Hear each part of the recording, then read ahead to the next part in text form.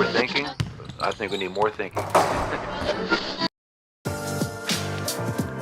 Let's try to get healthy. Let's stay together. And if we can do that, we'll put ourselves in a good situation.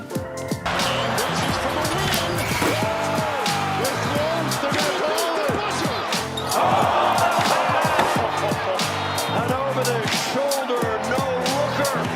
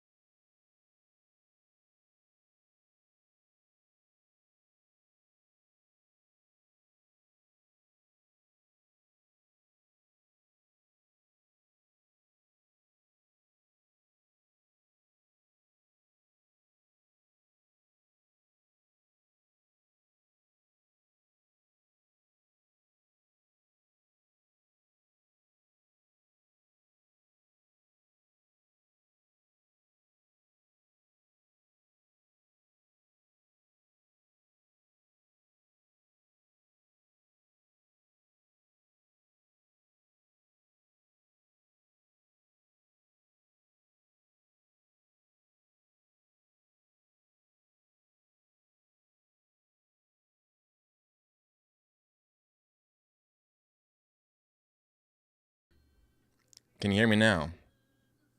Hope you can hear me now. Let's try that all again. How's it going, everyone? I'm CS Chandler here for some NBA Finals talk. I've been having some issues with my light. My light has been keeping on falling down. That's why I keep on going back this way. But we're here for NBA Game 5 Finals. As you know, the Spurs pushed it to a Game 5 by winning Game 3 very convincingly. And so now we're here. And I think that the Spurs are going to win. I hope that the Knicks are able to close it out, if nothing else, just out of fear of what would happen to the Spurs fans and players if they go to a Game 6. So I think that I hope that the Knicks win just to wrap it all up. But you know, Game 4, I was thinking about it, and I was looking at the footage, right? So if you didn't see Game 4, I'm sure you've seen all of the highlights. OG Anunoby does the tip-in of the century, not the putback, which is Aaron Gordon's, but the tip-in. And before that was an incredible block, or so we all think. Going back at the footage, I've slowed it down, I've looked at it. I think OG actually fouled Fox. I think they got away with a foul. And that's pretty incredible, knowing that the officiating has been terrible against them, so I'll give it to them. But still, I don't think we praise that block. I think he got all arm. I can't see him hitting the ball. It very much looks like he hits the arm. So they got by with one. So that's a little good, because all this whole time Spurs have been getting by one. So I'm just going to yoink that down. So we don't need that. That for the aesthetic there. But yeah, so let me know what your thoughts are for this game. Glad you can hear me now, Snowwolf. Thank you for letting me know. Sometimes I forget to put the sound on so that you don't hear me during the intro and all that. But we're here getting ready to watch the Game 5, and yeah, incredible Game 4 comeback. Again, that was a terrible first half. It was I think like one of the worst games I've seen in the finals in the first half. In the second half, incredible. So hopefully we're not going to be watching free throw finals tonight. I'm hoping for that. But they do have Scott Foster as the lead officiating tonight, so we'll see. You know, it doesn't matter what game it is. Nuggets could not be playing, could be playing. Knicks could be playing, not be playing. It doesn't matter. I cannot stand Scott Foster. I really wish that he would no longer be in the league. Him, Tony Brothers, and Mark Davis. Those three need to go. Just get them out of here. So it'll be interesting to see how this game is going to be officiated. I have a strong feeling that it's going to be in favor of the Spurs. So I'm just prepared for that. But, you know, we'll take it as it comes. Yeah, I'm hoping, Snowwolf, let's get that win. I know you're rooting for the Spurs, but let's get that win for the Knicks. They need that. Just get it done with, you know. I don't know if y'all saw too, but Brazilians have packed Times Square now for the World Cup. So now you're going to be having some kind of battle for, you know, sports in New York between the Knicks fans and the Brazilian fans, and who gets to do the watch parties, which will be insane. I'm kind of glad that I'm not in New York right now.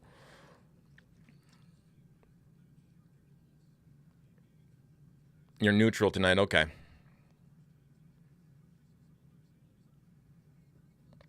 You know, the awesome thing was that Brunson apparently had a Make-A-Wish fan. I don't know if you saw this footage, but after the Game 4, he immediately, when he sat down for his presser, he talked about this. The craziest part of that, the first question, the journalist was, yeah, cool. How about that tip-in? Like, no reflection, no questions at all about the Make-A-Wish patient that Brunson was talking about who had passed away, and he was glad that he had made the call to at least talk to him. Nothing about that. It was like, yeah, cool. Let's get back to that tip-in. How about that? So crazy. Sometimes people can be very insensitive. CKY, my guy. So glad to have you be watching the stream with me finally. Hopefully you don't have any issues with the notifications on this one. But we're getting ready here for tip-off. And I've been saying this this whole time, this whole finals. Don't trust what you see on the internet. I don't know why we still are trusting what we see on the internet. There was stuff that came out that the Spurs had neglected or taken or canceled 50% or something like that of the Knicks tickets that were purchased for Game 5, and then they clarified no, that never happened. So this game is definitely packed by Knicks fans. It's gonna be about half. And yeah, we should never trust what we see on the internet or hear, unless you have a viable source.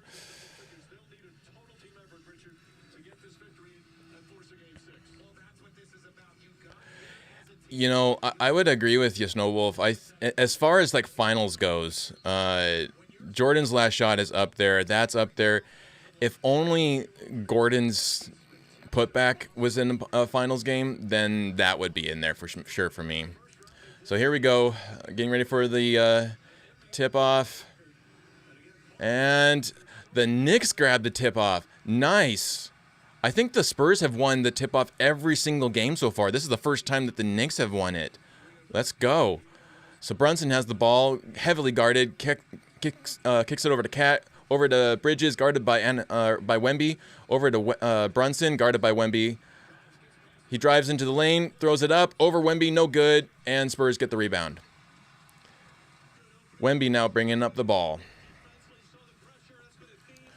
Wemby guarded by Cat.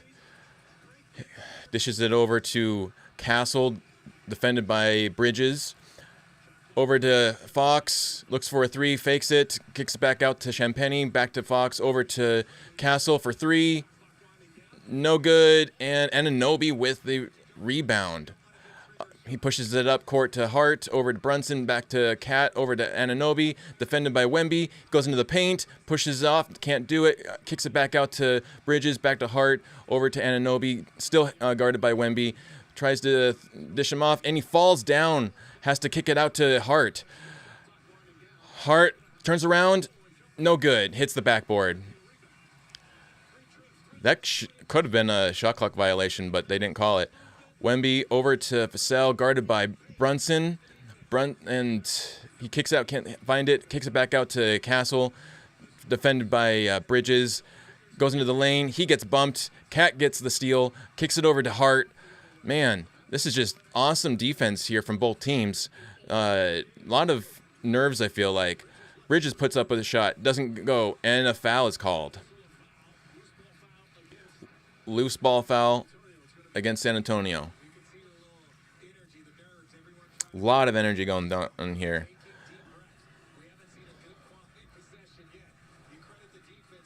It's almost 2 minutes into the game, and no one has gotten the bucket yet. But we do have a first foul, out of bounds. Brunson inbounds it to Hart, back to Brunson, guarded by Castle. Kicks it back to Hart, goes to the lane, and throws it up, no good, and then foul called again. Another loose ball foul against the Spurs.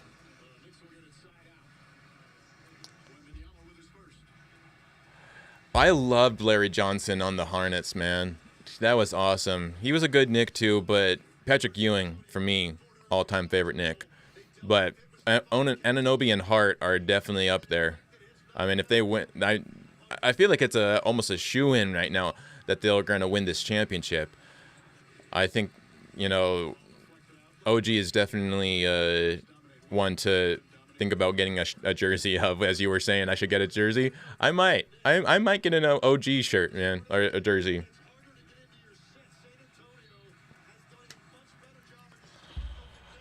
So, again, knocked out of bounds. Brunson inbounds it to Cat, guarded by Vassell, and it's kicked out of bounds again. Shot clock at 8. Exactly 2 minutes into the game. 0 points on either side. Knicks have the ball. They're going to be inbounding it. It's going to be Bridges inbounding it.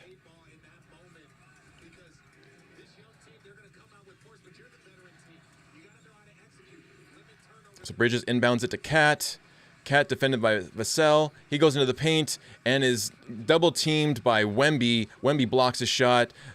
Fox rushing up the ball, gets it over to Wemby into the paint and dunks it for the first points of the game.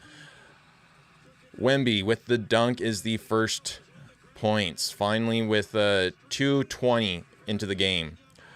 So Cat has the ball now. He's guarded, double teamed by Fox and Wemby. They have to kick it out. Brunson, open three. He gets it, and the Knicks take the lead, 3-2. Let's go. Fox, guarded by Anunoby, kicks it over to Champagny, back to Fox. He's guarded by 2, and he kicks it up a 3, and it's no good. It goes over the backboard. Knicks ball here.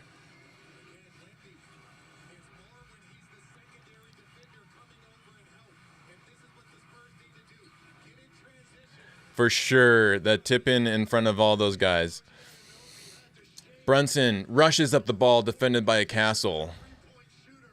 There's a lot more urgency here from both teams. He kicks it over to Cat, defended by Wemby. He tries to push him off, and Wemby blocks his shot. He gets the rebound, rushes up the ball on the other side now. And he goes at Cat, brushes him off, no good. And Champagny puts the bucket. The Spurs take the lead, 3-4 now. Hart takes up the ball, defended by Champagny. He's double teamed. He kicks it over to Bridges, who is defended by Fox. Kicks it over to Cat, over to good ball movement, finds Anunoby in the corner, defended by Wemby, he pushes him off, and he goes up for a dunk. No good. Wemby blocks it.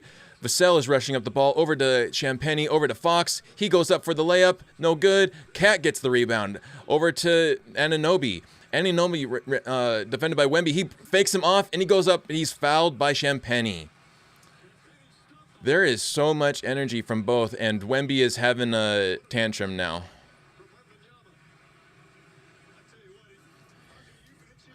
He's a little upset.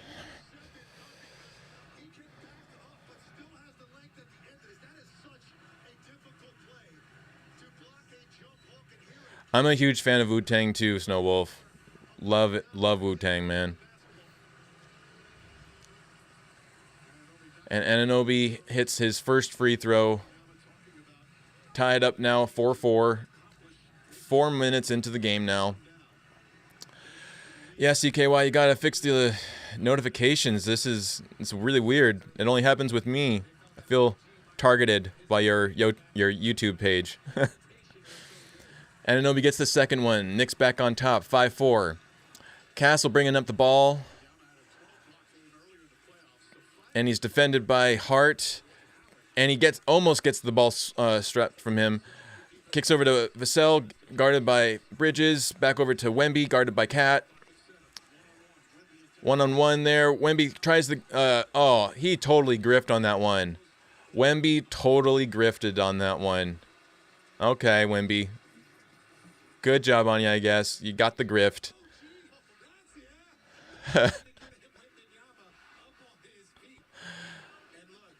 Man, that fake out Anunoby to Wemby was awesome. So Wemby shooting his first of 2 buckets that he grifted for. First one, it rattles in. It's good. So now it's tied at 5. I think OG is in his late 20s. Don't quote me on that. I think he's in his late 20s. If not, he's 30, I think. So he's around late 20s, 30. Here's Wemby's next bucket. Let's see. And right, nothing but net. So Spurs take the lead again, 6-5. Brunson rushes up the ball, guarded by Castle. He has to kick it over to Bridges, guarded by Harper. Well, I didn't even see them switch out Champagny for Harper. But Cat goes for a 3, no good, and Johnson gets the rebound. Castle over to Wemby, back to Castle. Over to Johnson, guarded by Anunoby. Throws it up in the paint, and Wemby gets the put back. Now, Brunson, again guarded by Castle, rushes it up into the paint, dishes it out to Anunoby. Anunoby tries to throw off Vassell, no good, and rebounded by Castle. Now going back the other way. It's 8-5 Spurs. 6:50 left in the first quarter here. Harper over to Wemby, guarded by Anunoby. Goes into the paint, kicks it back out to Harper for a wide open 3, and it's good. 11-5, 6-point lead for the Spurs now. Knicks slow it down a little bit. Hart, guarded by Johnson, gets past the halfway line, kicks it over to Cat. Cat goes into the paint, throws it over to Anunoby in the corner pocket for 3. It's good. Let's go, Anunoby. Back to a 3-point game. 11-8. Spurs on top. 6:10 left in the first quarter here. Vassell for 3. No good. And Cat with the rebound. He kicks it over to Brunson. Brunson going up, guarded by Johnson. Goes into the paint, kicks it back out. Tries it again. Goes for a mid-range. No good. And ball's knocked out of bounds. Knicks ball. Let's go. OG is 28. Okay. There we go. Thanks, CKY. So, again, I would say don't believe all the stuff you see or read on the internet. A lot of the stuff is mocked trades. So, until we actually get, you know, like someone like Shams or something like that saying that it's going to happen, I wouldn't believe it. Because then you also have to remember that Kyrie will be coming back from his injury. Do the Nuggets really want recovering Kyrie from his injury? I just don't see them in having already come off of a crazy injured season, them then acquiring someone who is just coming back from an injury.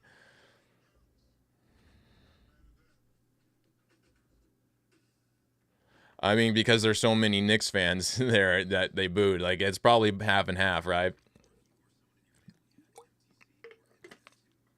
So, real quick, well, there's a commercial break now. I don't know if y'all have played this 82-0. I know the DNVR has done a little segment about it and everything. So I started playing it. And I got pretty, like, I was doing nothing but that when I was at the airport. It was actually pretty fun. And so my my more recent team that I had acquired, or that I had gotten, I got up to 79-3. This is the team that I was able to get. Point guard is Donovan Mitchell. Shooting guard, Michael Jordan. Let me clarify. Donovan Mitchell from 2020s. Michael Jordan from 1980s. Kawhi Leonard from 2010s. So the one that won the championship in Toronto. Amir Stoudemire from Phoenix in the 2010s. And then Wilt Chamberlain from Philly in the 1960s. From that, who would you, what would you guess is the reason why this team would lose 3 games? I was thinking about it, because that's a pretty solid team, but I would feel like the reason why that team would lose is probably because of Donovan Mitchell's defense and maybe something around Kawhi, because that's a pretty solid team right there. And especially Jordan in the 1930s averaging 30 plus points a game. Like, that's, and then Wilt, just alone, Michael Jordan and Wilt there probably carries the team. That would actually be so fun to watch if those two were on there. But yeah, I was really proud of that one, getting that one. I actually got one that was 81-1, but I forget the team. I didn't save it, but that one I remembered to grab. So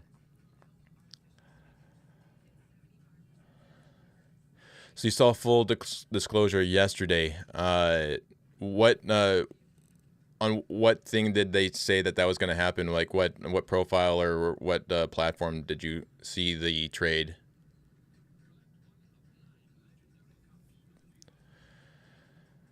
So McDonald's doing a little FIFA World Cup promoting. I didn't watch the U.S. versus Paraguay, but I heard that they completely destroyed Paraguay, even to the point where Paraguay scored on themselves. That's pretty insane. So now they're coming back.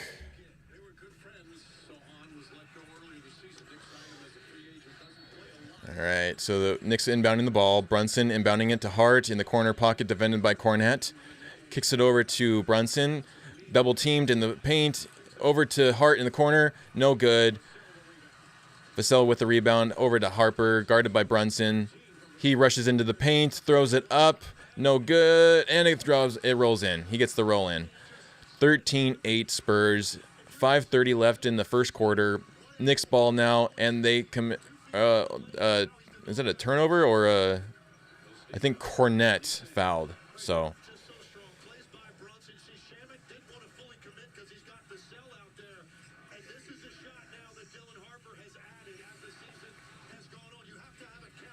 All right, so inbounding the ball once again. Brunson inbounds it to to Hart. Hart defended by Vassell. Over to Brunson, defended by Harper, who is like by the logo, but really close to turning it over. He kicks it over to Hart by the 3-point line, rushes into the paint, throws it out to Shamet, over to Bridges for 3, no good. Hart gets the rebound, though, stripped from him. Harper now has the ball. He rushes it up over to Johnson, who crashes the paint, throws it up, no good. Cat with the rebound. Intercepted by Vassell, over to Johnson, no good. And then Cornette gets fouled with the putback. No bucket. Well, he'll shoot free throws here.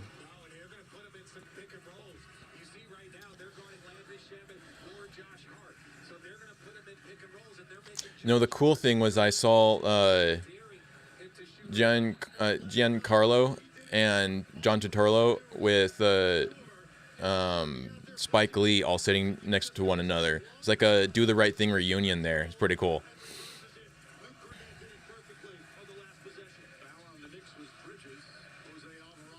Yeah, so this crowd is definitely half and half because you can hear a good amount of Spurs fans there. So Harper, guarded by Shamet, tries to throw it up, and it's in. That was a crazy shot. Yeah, I mean, I'm rooting for the Knicks, but man, Harper is really fun to watch. He is the best Spur in this whole series, to me at least. I think Harper's shown out to be better even than Wemby at times. Shamet has the ball, defended by Vassell. Almost turns it over by the three. He has to throw it up. No good. And shot clock violation. Nice. Yeah, it's a great film. It's a great film in cinema. And so much subtext, context, whatever you want to call. Like, so much in it. So much to, like, chip away and, like, dissect. I know in film school we had to dissect a lot of it, and the big part of that film was the white guy wearing Larry Bird and the black guy was wearing a Knicks Ewing jersey or something like that. And there's a kickball, so a side out of bounds. Nice. I have yet to wear anything Nuggets since they lost. When they lost round one, man, it was not the way I wanted this season to end. And so I haven't worn it yet. I think I'll be fine once this series is wrapped up. Once the championship is done, I'll be back to wearing Nugget stuff. But for now, Knicks. So, Fox with the ball, he turns it over. It's 15-8 Spurs. 3:40 left in the first quarter here. Radio Raheem was awesome. I mean, I actually really loved Sam Jackson in that movie, you know?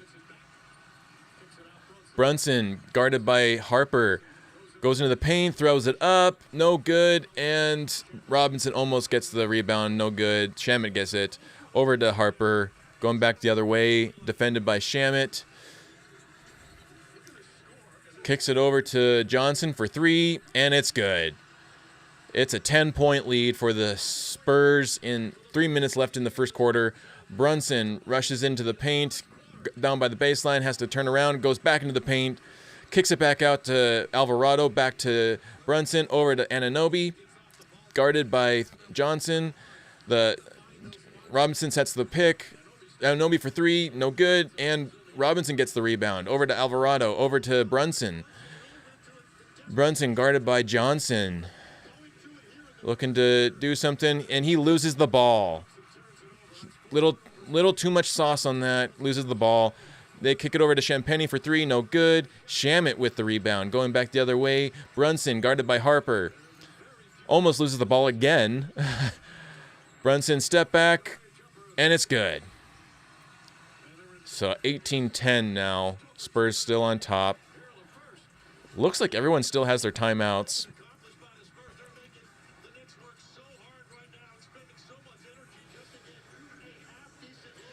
So Harper, defended by Brunson, has to kick it out to Fox, over to Champagny for a wide open look at the corner. No good. Alvarado with the rebound, going back the other way. He's guarded by Fox. Looking for a lob to Robinson, no good. But Robinson gets the rebound, and he throws it up, and he's hacked. Robinson's going to go to the foul line. And we're taking a timeout.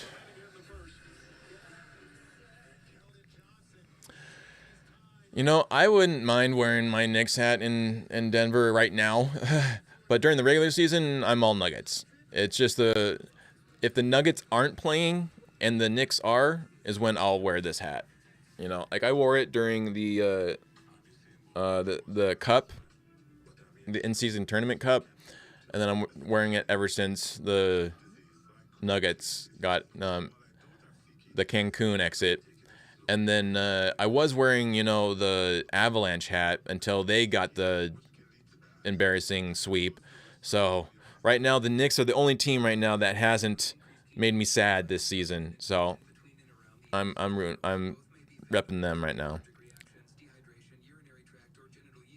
You know, I have a pair of Jokic's slip-ons here, but I only wear them in the house. These are only for in the house. Only for in the house. I don't want them dirtied by the outside, and I want to have a good pair inside here. So these stay inside. No, I'm from Colorado, Snow Wolf. I'm from Longmont. So I've born and raised in Colorado. I grew up during the Matumbo days. Got to meet Matumbo and all that. I loved the Nuggets, but as you know, the Nuggets just have never been that good. And having grown up with a team that never won, and during the Jordan era, I actually the Bulls were my favorite team outside of the Nuggets. But I really did strongly have a liking for the New York Knicks because of Patrick Ewing. I absolutely loved Patrick Ewing. He was one of my favorite next to Jordan there. And then to top it off, I love that Spike Lee is a huge diehard Knicks fan, and I love Spike Lee films, so I also vibe with them because of Spike Lee.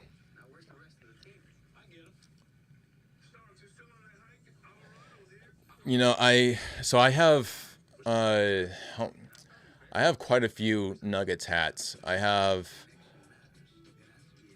I can't even think of how many I have right now, but I have quite a few. And then I have 2 Bulls hats, and then I have my one Knicks hat. Now, technically 2, because I have the finals hat there. But that could easily also be a Spurs hat. You know, like that's the nice thing about that hat is when you're walking around, people ask you, which one are you rooting for? Because it doesn't really say it's the Knicks or it's the Spurs. So that's the one. If I just want to walk around ambiguous, I'll wear that hat.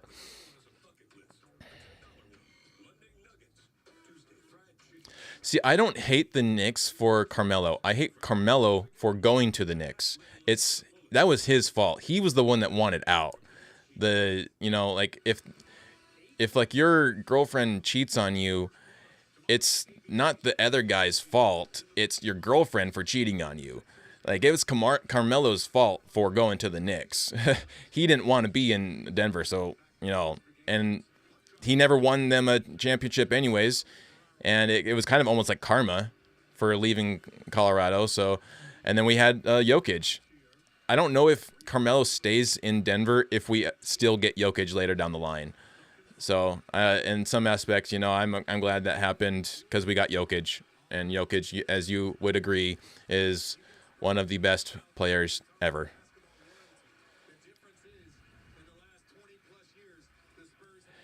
Yeah, well, they're the only team during regular season that I won't absolutely have a horrible attitude after they beat us, but it is really annoying that the Nuggets just aren't able to win a game against them, and they consistently get their asses whooped by the Knicks in like 45-point blowouts every single time.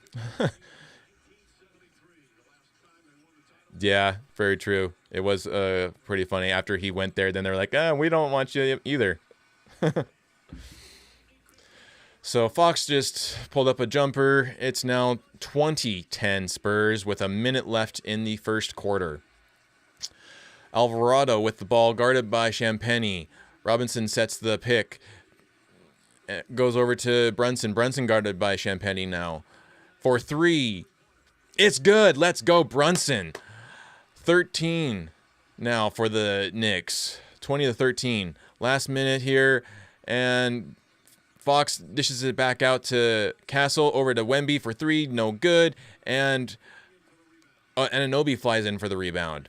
Kicks it over to Brunson. Brunson guarded by Champagnie. And he falls down again. No call. They're going to do a jump ball.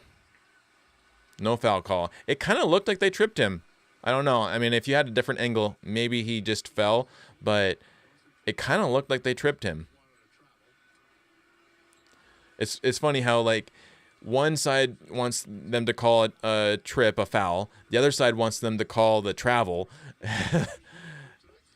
Like, both teams want whatever will help them win, even if it goes against the rules.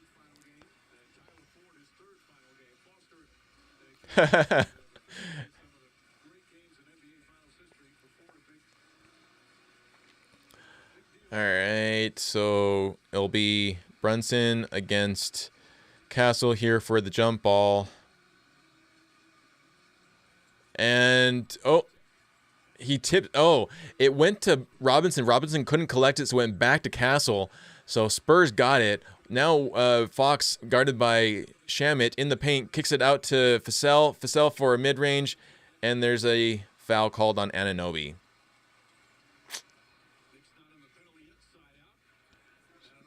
So Knicks are in the bonus. They had a foul to give, so it's going to be outside out of bounds. Still 20-13, last 30 seconds of the quarter. Fox, double teamed, kicks it out to Shamet for a wide open three, and that's good. 23-13. Feeling very much like the first quarter in the fourth game there. Alvarado, he goes down, gets back up, kicks it over to Brunson, guarded by Castle. Goes in the paint, spins around, can't find anything, goes out to Alvarado for a deep three, no good, and that's how the first quarter ends. 23-13, Spurs take the first quarter.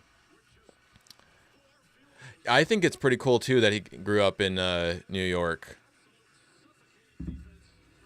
He's, that's another reason I would say, too, Snowwolf, of why I follow the Knicks, is just that this Knicks team reminds me so much of the championship of the Nuggets championship team in 2023. Just the way that they work together.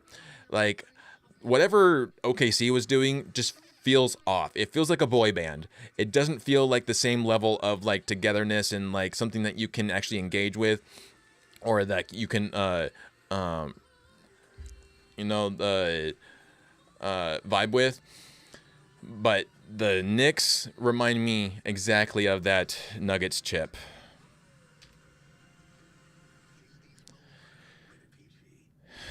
Yeah, were you still upset when Melo was traded after you found out that he asked for the trade? Because when I heard that he was asking for the trade is when I felt betrayed by him.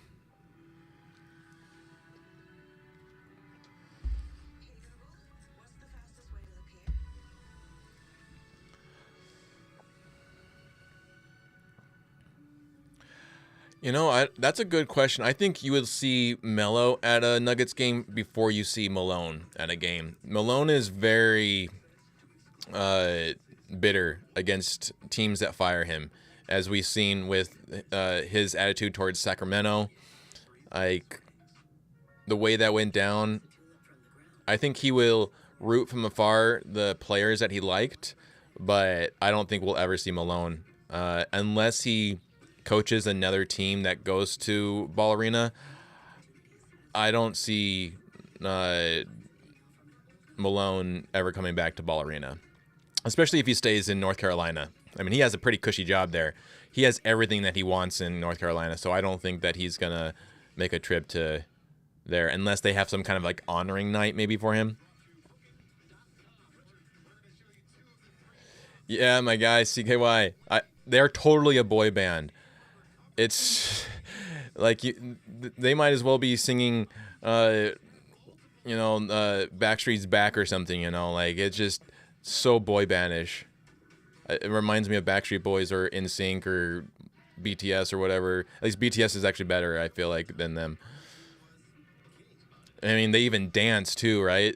Like, we beat them the last game, Nuggets against OKC, and their response to a loss was McCain dancing when they got back into OKC. I can't take that team seriously.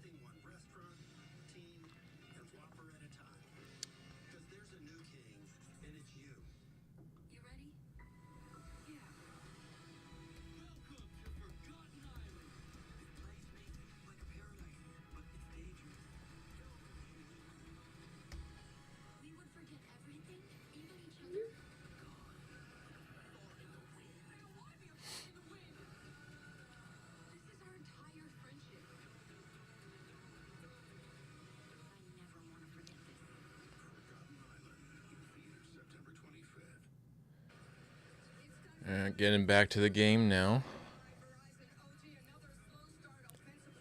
So, Spurs now starting off the ball. Fox bringing it up, guarded by Alvarado. Kicks it over to Castle, guarded by Shamit. Kicks it over to Bryant, who is guarded by Anunoby. Almost lost it. Back over to Fox, guarded by Alvarado still. Wemby comes over for the help. And then Fox for three, no good. And Cat gets the rebound. Kicks it up to Alvarado, guarded by Fox. Alvarado into the paint, throws it out to Anunoby. He goes into the paint, kicks it back out to Cat, over to Alvarado again for three, and Wemby blocks it, gets the ball. Man, that was sometimes he has unfair blocks. It's just like, 7-5, that's the biggest advantage you got. When he's blocking shots is when you're in trouble. And almost deflected by McBride as a pass, but Champagny gets the three, the fall. It's now 26-13 San Antonio with a minute and 10 into the second quarter here. McBride has the ball, guarded by Bryant. He throws it to Alvarado, but Wemby kicks it out of bounds. Hello. No way, Jose. That's funny. Well, Wemby last game was getting too confident that he was trash talking and everything, and then by the end of the game, he had egg on his face. Too soon? Not advocating for it, but I will say, whoever threw that egg, maybe they want to play for the Colorado Rockies. Wembanyama blocks another shot. Robinson now is shown to be in the game here. So some Spurs fans there, or former players, Spurs Hall of Famers in the building there. I heard that Charles Oakley is at this game, which is awesome. Since he is banned from MSG, it's nice to see that he can still go to Knicks games.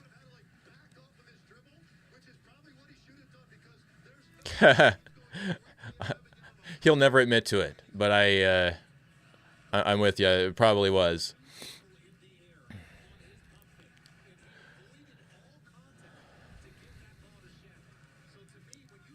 All right, so Bryant is inbounding the ball over to Castle, defended by Bridges. Castle defended now by Alvarado. Goes into the paint. Goes in, no good. And Wemby saves it. Back over to Castle.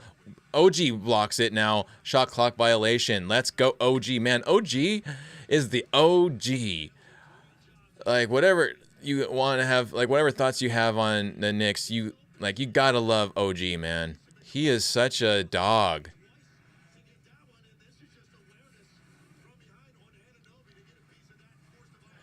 Right? The energy is just really up there. Oh, and we get a backcourt violation on Alvarado. So just as they got the turnover, they turn it over themselves. We are now into 2 minutes here. Oh, I don't know if that's really a turnover. Harper knocked the ball out of his hands. That shouldn't count. Well, here we go. I already told you this was going to be bias in favor of the Spurs. Here we go. So Castle, defended by Bridges, kicks it out to Wemby, goes into the paint. He loses it. Alvarado with the ball, guarded by two. He's double teamed here. He goes into the paint, throws it up, out, over to Bridges, over to McBride for Cat, defended by Wemby. He's caught, and then kicks it out to Alvarado, drives into the paint, and he gets blocked by Bryant, who gets the rebound. Kicks it over to Harper, drives into the lane, and is fouled. Cat blocks the shot from going in, so no and one, but he will go to the free throw line for the 2 buckets there. They are struggling, to be honest. They're struggling to find a good play. The defense from the Spurs right now is fairly crippling. They are blocking all their shots. And I think a lot of it has to do with the high energy that they're playing with. It's starting to wear on both teams, really, but more so on the Knicks. Harper hits the first of 2 shots here. Yeah.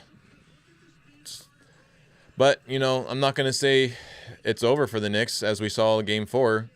They could be having them right where they want them right now, you know? I mean, the Spurs defense looks pretty solid right now. Harper gets the second one to fall, so it's now 28-13. Knicks have not scored in almost 3 minutes of the second quarter here. Cat, defended by Wemby, throws it over to Alvarado. Back to Cat, defended by Castle. And he jumps over, turns around, and buzzer beater, mid-range for the first bucket for the Knicks here. Finally, something to fall. 28-15 now. So now Castle kicks it over to Harper, defended by McBride, over to Wemby, guarded by Hart, back to Wemby, over to Harper for 3, no good, and Cat gets the rebound, but Bryant gets his hand in there, gets it out of bounds off of Cat, so it's going to be Knicks ball here. Brunson is looking to check back in.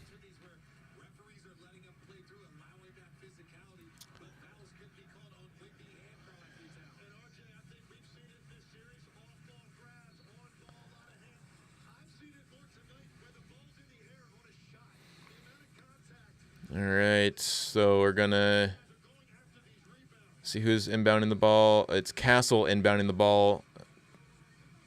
He puts it over to Wemby, guarded by Cat.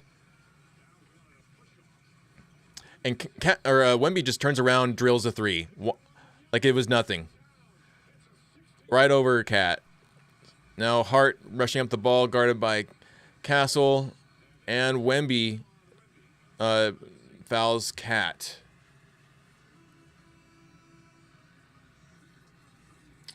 And he's upset, thinks that he should have gotten a foul call on the last possession.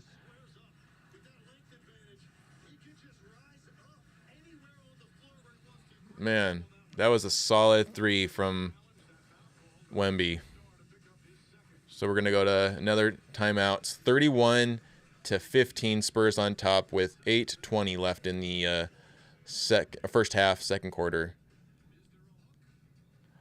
Okay, I see what Wemby is complaining about. He is complaining that it wasn't a foul on Wemby. It was a hook by Cat. Cat was hooking his arm. But Wemby did foul him, so, you know, you could go either way.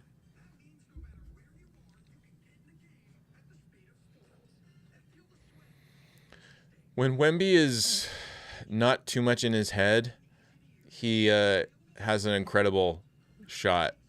You know, he looks very collected and everything, but when he starts to get too much in his head, so too much into the fatigue, it starts to get super sloppy.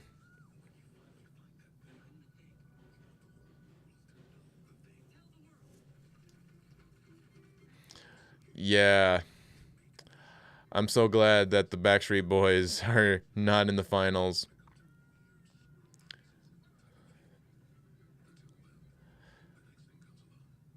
I don't think that the Knicks would have had the same outcome if they were in the finals.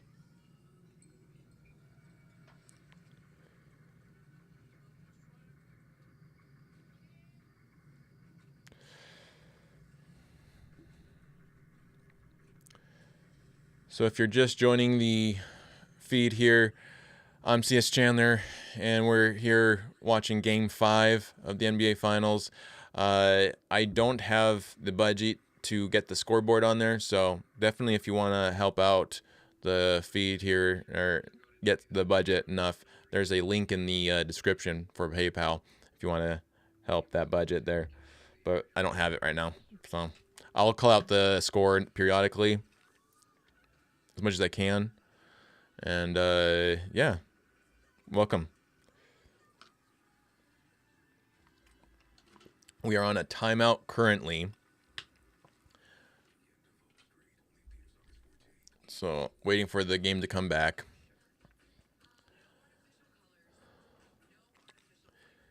They called a foul on Wemby, and I believe the Spurs are challenging it. I think they are challenging it because Wemby claimed that Cat hooked his arm. So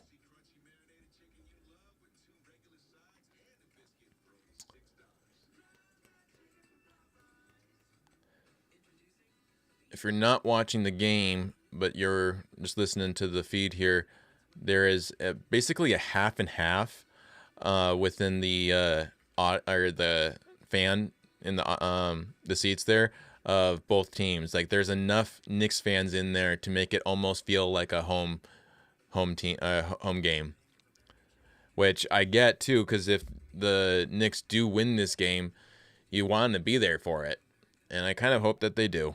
I hope they win, because I don't know what will happen to the Spurs fans or their players if they go back to New York and lose there.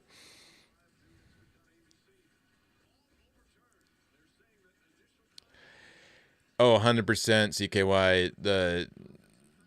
They would totally foul out Alvarado, Hart, everything. So, all right, so it was a challenge, and they won the challenge. So it's Spurs ball, as Harper has the ball guarded by McBride, kicks it over to Bryant, who loses the ball.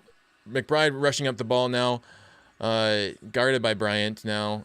Over to Cat, over to Brunson, guarded by Harper. Over to good ball movement, finds McBride, who is guarded still by Bryant. Goes into the paint, kicks it out to Bridges for three, and it's good. Let's go. It's 31-18 now. It's a 13-point lead still, as Castle tries to put up a shot, no good. Kicks it out to Vassell for three, no good. Cat gets the rebound, over to Hart, rushing up the ball again, guarded by Castle. He waits for Cat to get up there. He dishes out to Cat, who goes into the paint, throws it up off the glass, no good. And ball goes out of bounds. Last off of Spurs, or...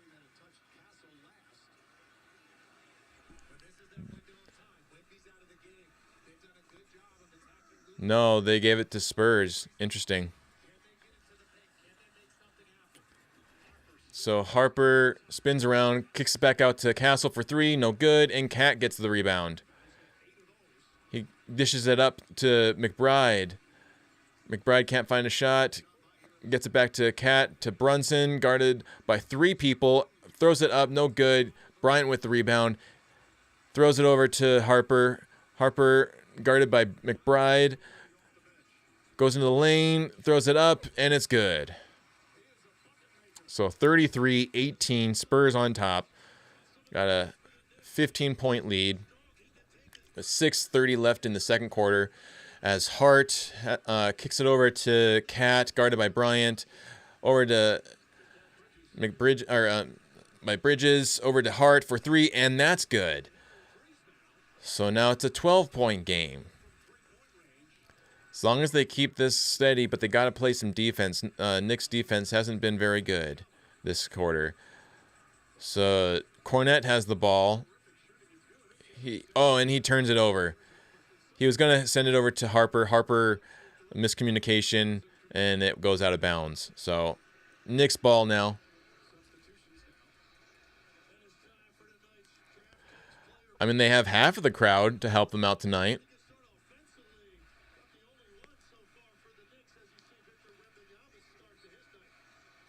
Exactly, CKY. They need a couple of those for sure. So now Brunson rushing up the ball. You can hear "Let's Go Knicks" within the building now. So they have enough of a crowd there for sure. Brunson throws it up. No good. No tip in. And it's off of the Spurs. Cornette was questionable going into this game off of an illness. You can see he's kind of struggling to breathe right now. So they swap him out for Wemby. Wemby back in. That was little minutes for Cornette, to be honest. So Wemby's going to play a lot of minutes. He's going to get fatigued for sure eventually here. And we got Robinson hands it off to Bridges. Bridges throws it back to Hart on the other side. Hart for 3. No good. And 50-50 ball goes to the Knicks. Brunson for 3. And that's good. Let's go. Finally below into single digits here. A 9-point lead. Cut as we have 33-24. Spurs on top. Spurs go for a mid-range. No good. Brunson going back the other way. Guarded by Harper. Brunson throws it over to McBride for 3. And no good. Johnson gets the rebound. Over to Vassell. He goes in the paint. And a layup. No good. And they're going to call a goaltend on that.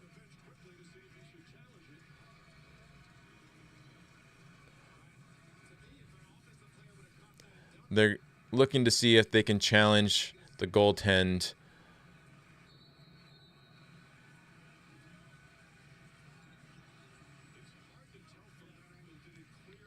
Yeah, it is very hard to tell.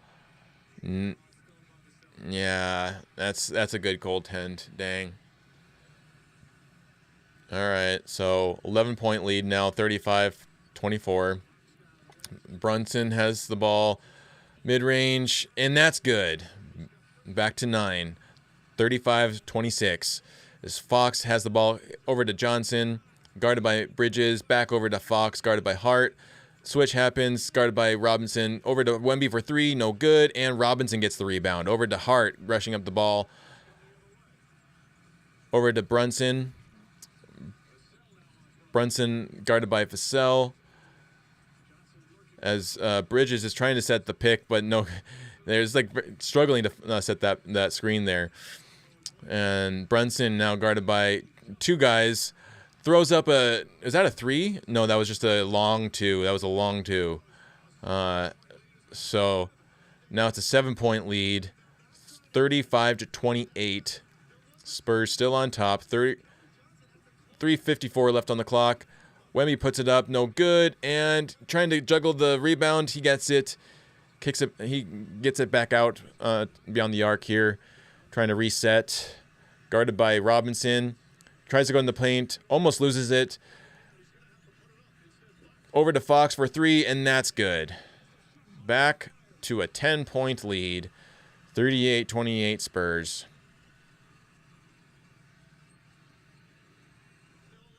Well, if it was Nuggets, I would definitely be going like, yes, or whatever. Bang. We got Brunson now getting fouled. He's going to go to the line.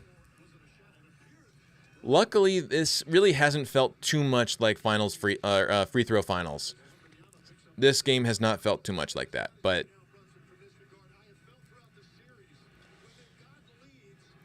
still a very dominant game by the Spurs in this first half.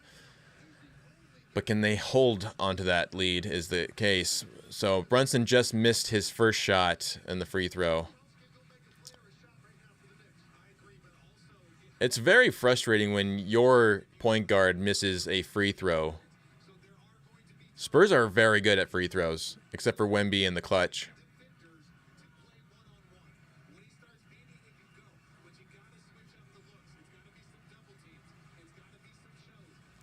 I agree with you, CKY.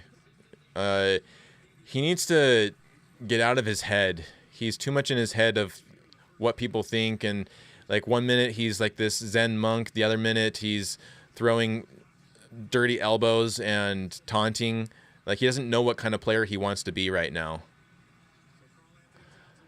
So the Spurs missed the shot. Going back the other way as Bridges hands it off to Brunson. Looking for a good shot here. Double teamed. Now kicks over to open three from Bridges, and that's good. Let's go. Bang. Bridges for three. Gets it down to a 6-point game now. 38 to 32 Spurs, but Towns is called for another foul. So they're calling timeout.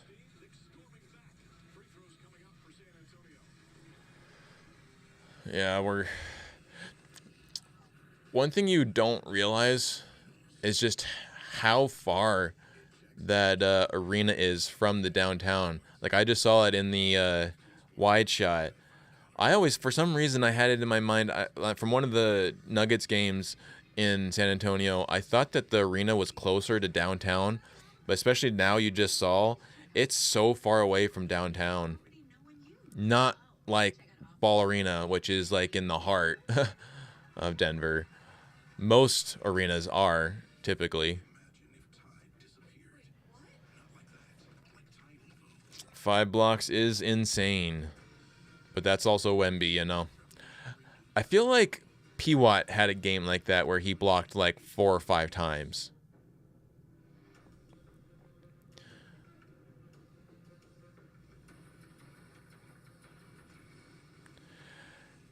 Well, of course he knows he wants to be a finals champion, but it's a difference between wanting to be a champion and what kind of player you want to be. And I don't think Wemby knows what kind of player he wants to be right now, because he is just changing. Like, the Wemby that we're seeing right now is not the same Wemby that we got during the regular season, or even really like and I don't know if maybe part of that is due to the fact that he faced the Timberwolves and OKC back to back, who are both hyper aggressive, and so he had to adapt to that. But it definitely feels like he is not the same player that he was even like a month ago.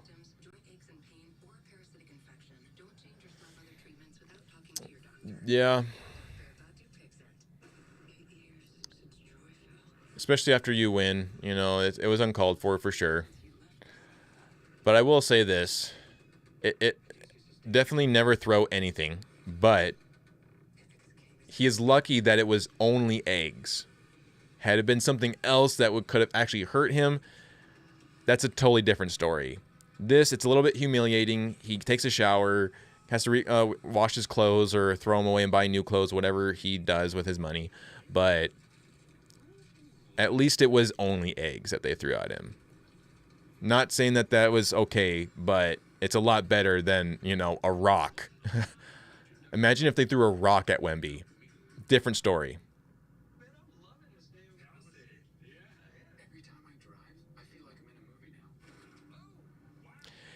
Yeah, but that's also because McDaniels was, you know, a poor sport.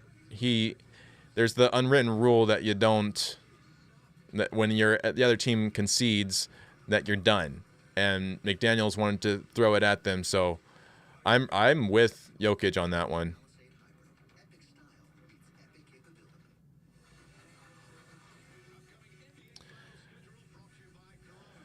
It's interesting how I am not okay with Wemby tossing Brunson down by the back of the neck, but I didn't care that he elbowed Naz Reid in the neck. That was crazy. It was totally crazy, but when it's like, again, it's against a team that you absolutely despise. Yeah, like it feels like your morality shifts.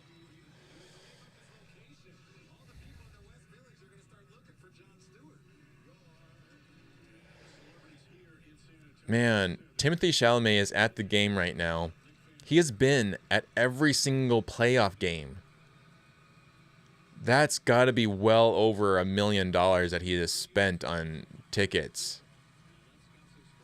Especially the fact that he had front row tickets to game 3 and 4 in New York. Man, the rich just live on a different kind of planet than us. So Castle makes both free throws. 8-point game now, 40-32. Brunson rushing up the ball over to Bridges for a 3, no good, and Champagne gets the rebound. Kicks it up to Vassell, over to Fox, over to Castle, guarded by Brunson, throws it up, and no good. And they fight for the rebound. Brunson comes out with it. He's rushing up. Back to the other side here, guarded by Fox. Now he's double-teamed by Cornette. Has to kick it out to Hart, over to Bridges for 3, no good. And Champagne once again with the rebound. He hands it off to Fox. Fox guarded by Anunoby. Looking for a good shot here. Goes and drives into the lane. Steps back, no good. And Hart throws it up. Anunoby fights the 50-50 ball. He gets it over to Brunson for a 3. No good. Man, that was right there. That would have been super hype for the Knicks fans. Castle now slowing things down. Trying to go into the paint. Can't find a shot. Stops. Oh, and he loses it. Hart gets the ball. Another turnover for the Spurs. He throws it up. And an and one. Let's go, Hart. Yeah. And one.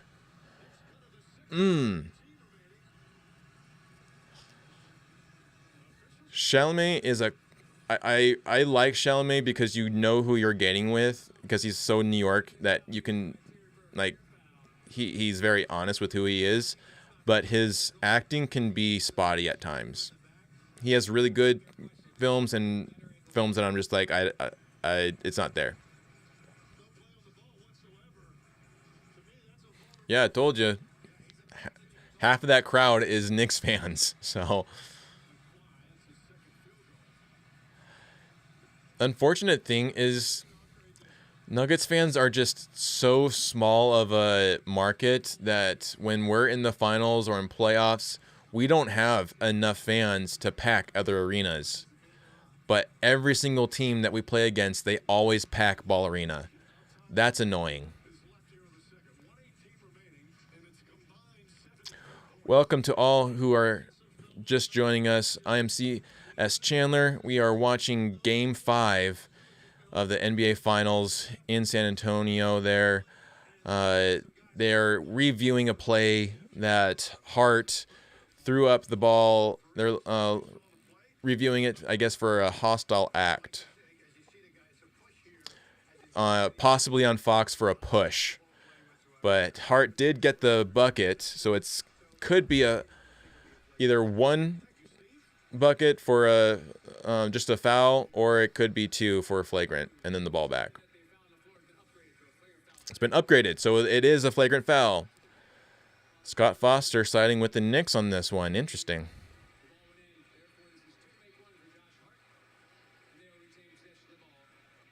So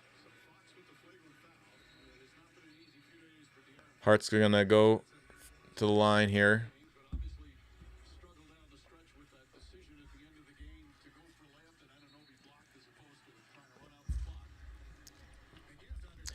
Fox is complaining now to Scott Foster, like, animately. Like, he is very animated.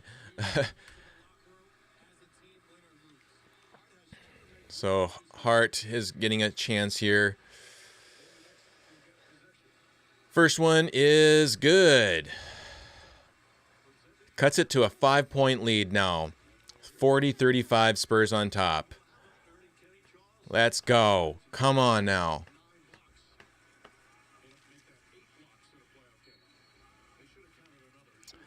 I mean, he took a pretty big hit there. So now they're inbounding the ball. Hart to Brunson, who is double teamed over to Robinson.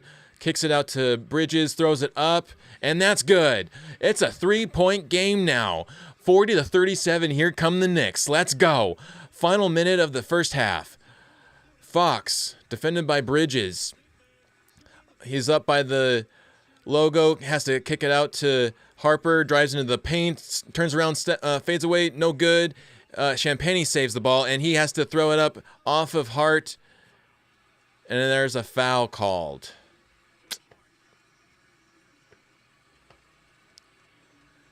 I hate when fouls just kill the vibes.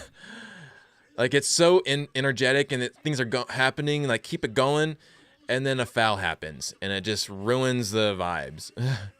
Ruins the energy, slows everything down again. Then we got to build it back up. So now Vassell inbounds the ball to Fox. Fox, guarded by Anunoby, almost loses it. Puts up a three, no good, bounces high, and Hart gets the rebound. Over to Brunson, 30 seconds left on the clock. Brunson over to Anunoby, guarded by Fox. He's double teamed by Cornette. Tries to throw it over to Bridges, back to Hart. Hart drives into the lane, throws it over and up, no good. And Spurs come away with the ball. Fox now going back the other way. They can hold for the last shot, 9 seconds. Fox holding still, trying to get around, throws it over to Vassell. Vassell tries to go into the paint, throws it up, and it's good. Dang. 42-37 is the score going into the halftime. Spurs still on top, but man, Knicks come back in that quarter. Now only down by 5. We're up as much, I believe, as 17-15. Made it now a 5-point game. So we'll head over to overtime and be back for quarter 3. Stick around.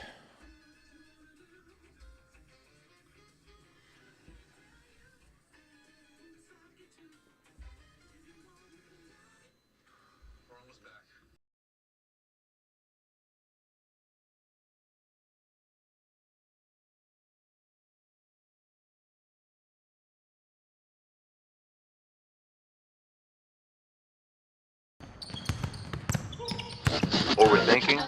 I think we need more thinking.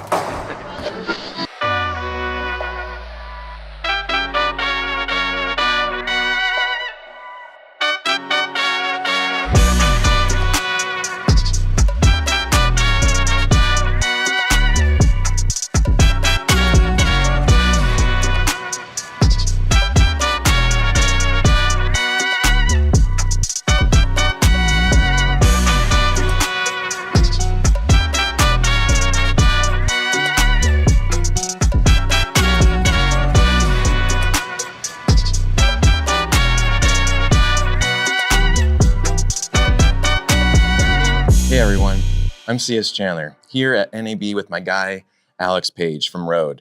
Rode has been an integral name in the audio industry, especially for creators and filmmakers. So I'm excited to talk about what they have been working on. Alex, for people who don't know your role, can you quickly introduce yourself and to what you do at Rode? Alex here from Rode. I oversee marketing operations here in the US and in Latin America.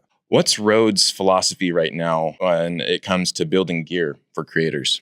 Yeah, our product team is always looking to innovate in a space for creators and address the new needs as technology kind of rapidly expands. So we're looking for the best quality possible while also keeping affordable prices in products. And also as creators are looking into new spaces of content creation, whether it's on their phone or desktop applications or into filmmaking, we always want to be where they're at. So we're just trying to be where the people are. That's awesome.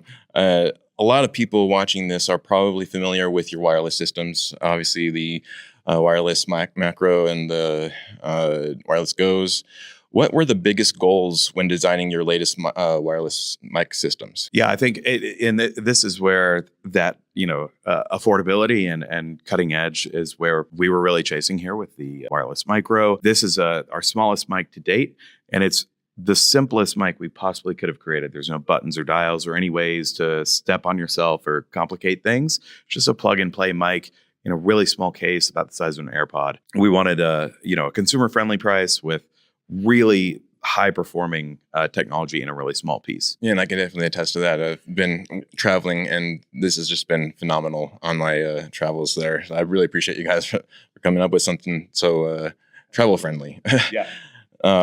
What were the biggest goals when designing the wireless mic systems? Connectivity, adaptability, ease of use. I think feature set is really important. So obviously the wireless micro is kind of a stripped down mic. It's just a microphone and records onto your phone or your computer, whatever device you're using. But with our Go Gen 3 that came out, we had pro level features like 32-bit float, onboard recording for 40 hours of audio, locking lav mic connectors, and 14 different colors as well, because we know that content creators are trying to personalize everything in their room and their content setups. So why not their mics? Awesome. And who do you feel these are really for? Solo creators, crews, broadcast? Yeah, I think these are our most approachable mics to date. So I think the broad consumer can finally test these out and try to get into content creation without the fear of wasting money on expensive equipment that they may not get to use in the future. For me, this mic, I get to attach to my kid's shirt as they play in the backyard and capture cute home videos.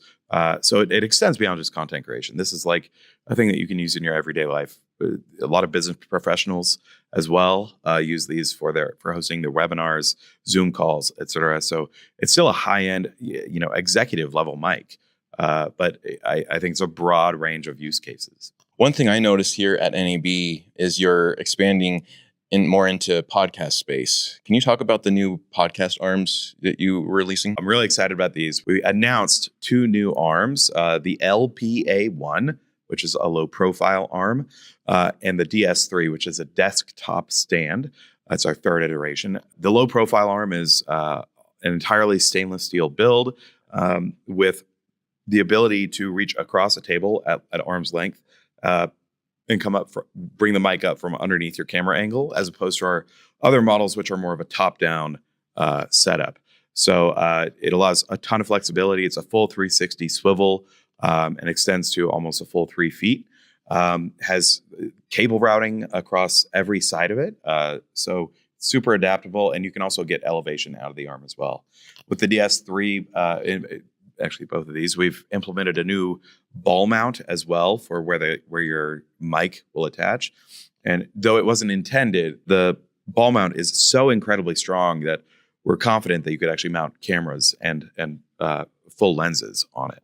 So we're confident that this could be used for not only your desk microphone applications, but potentially even head down video shots of your desk. Those will come out later this summer, but the pricing is going to be $130 for the low profile arm and $100 for the desktop stand. That's incredible, especially to attach the camera. What's the weight of the camera that it can hold? I haven't actually measured that. I got it in my hands just 5 days ago, and I, on a whim, decided to attach a couple of cameras that we had on our kit. Yeah, I had a 2.8 2470 lens, so a fairly substantial, full hand of lens, and it held it with no problem. So on a Nikon body. So yeah, we'll see. We'll let y'all put it to the test once you get it. Again, it's meant for microphones, but when you're in a pinch, you can make use. Awesome. So no big RE cameras on it. Yeah. Keep it more simple and everything, right?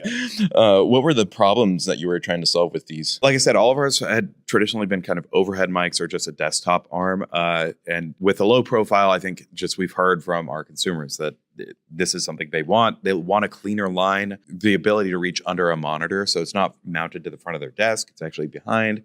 You can reach forward. Stronger mounting joints, and a better cable routing system.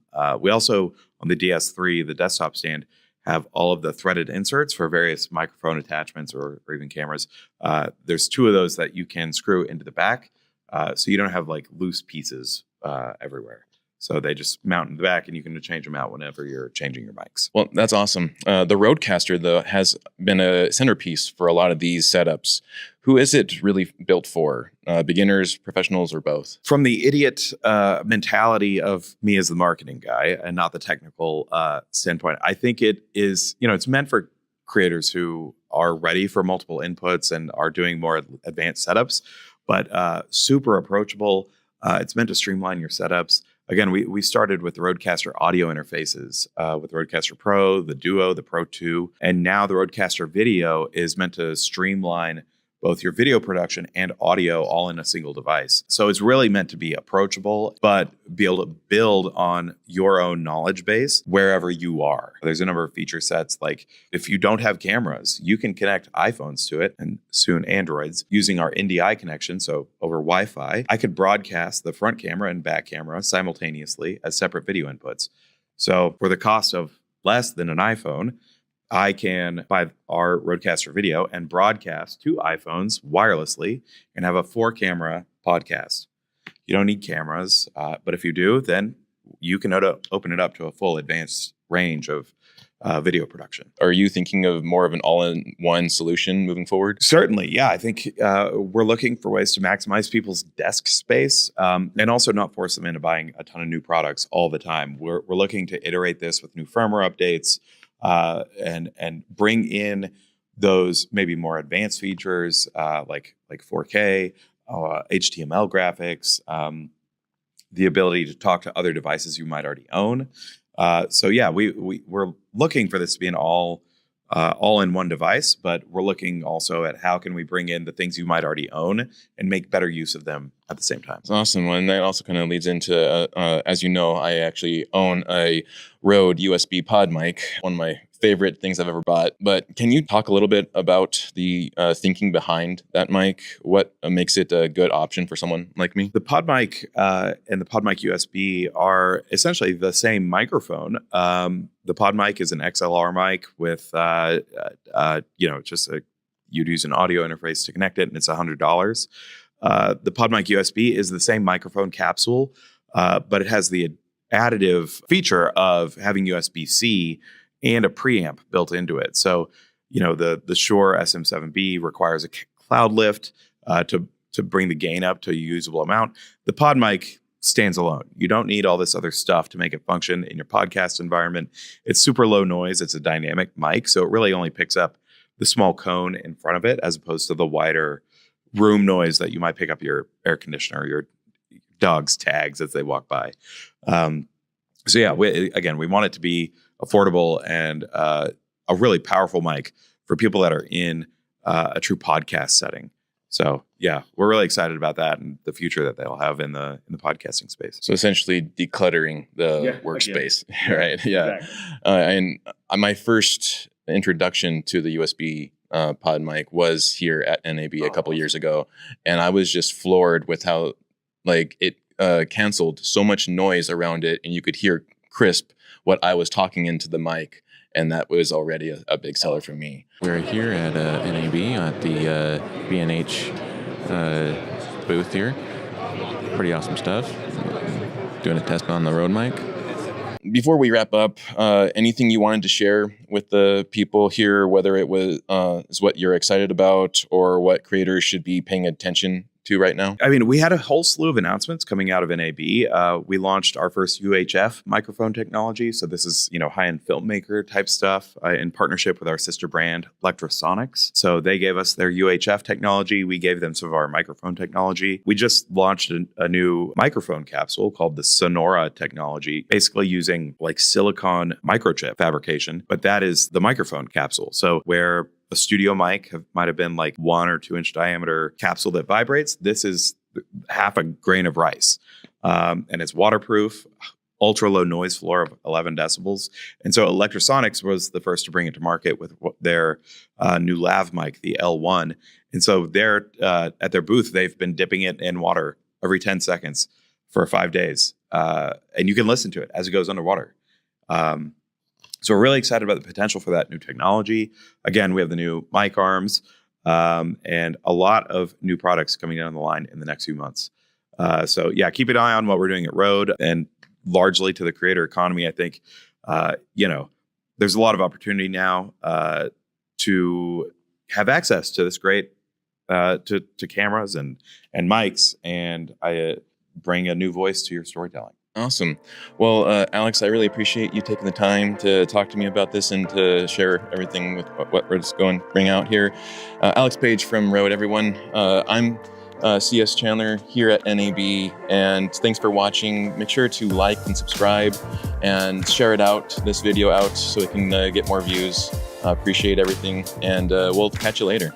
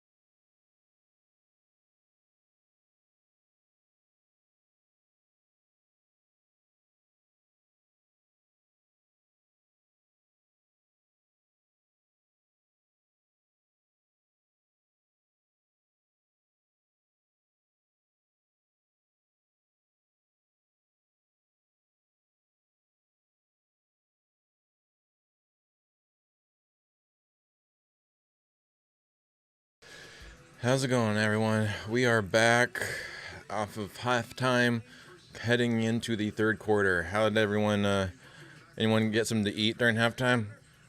And where are we all watching from? Let me know in the chat where you're watching from.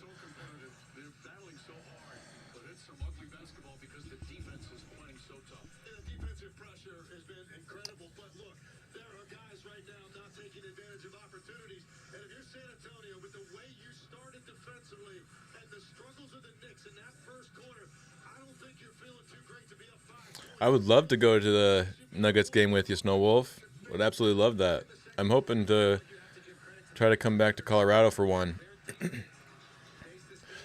All right, so we got Castle here bringing up the ball, guarded by Josh Hart. Almost loses it. Has to go around, puts it up to Wemby. No good, but a foul is called. That is how the third quarter starts. And it's the fourth foul on Cat. Where...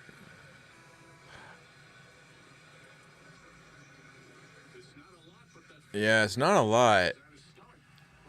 So it's a little bit of the forearm at the stomach, but for a very aggressive finals matchup, there's been a lot of ticky-tack fouls. So Fox for a 3, no good. And Josh Hart gets the rebound there. Hands it off to Brunson, throws it over to Anunoby for 3, no good, and Wemby with the rebound. Yeah, it was a very weak foul. A very weak foul. Wemby now throws it over to Castle. And the offensive foul on Castle for pushing off. You know, it's funny that they are starting now to call the push off more.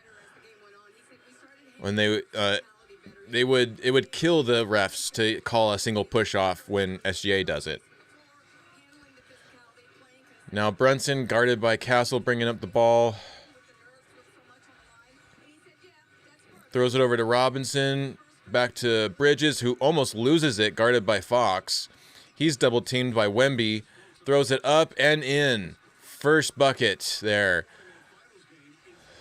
39 or 42-39. Spurs still up by 3. Castle, good ball movement, finds Champagny for 3. It's good in the corner pocket. 45-39 Spurs. They go up by 6. Brunson trying to throw off Castle. Goes into the lane, jumps, step backs, and it's good. 4-point game now. No Champagny. No champagne. And another offensive foul called on the Spurs. The sun on Champagny. Let's go.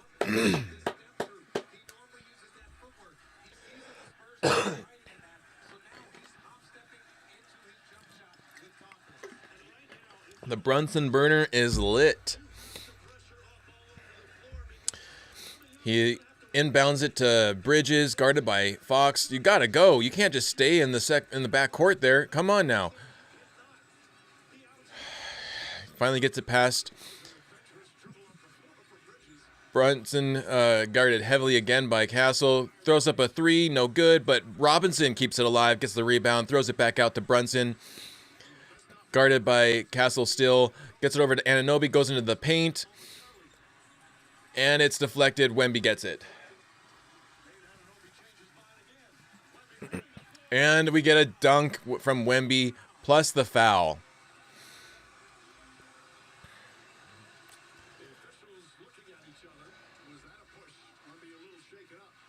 Are they going to review this? They're going to review it for a flagrant foul.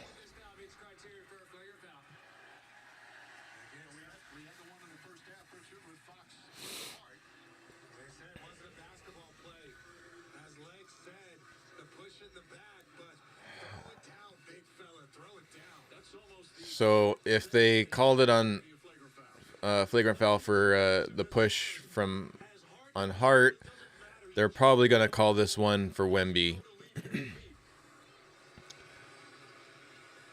So he's going to go to the line. Just as they had the momentum, they start this quarter off not so good. That swung very quickly in favor of the Spurs. Very quickly. Like, you got a good couple of buckets there from the Knicks, and then just like that, Spurs go right back up. Dirty Knickerbockers? Nah, man. Dirty Spurs. They're just trying to hang in with the dirty Spurs, man.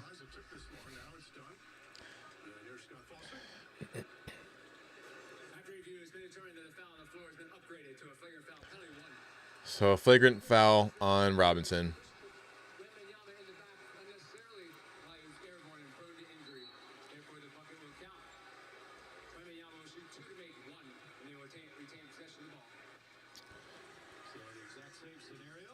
So same thing. I mean, you knew it was going to happen. They called it for Hart. Exact same play. They wouldn't go against the Spurs like that. So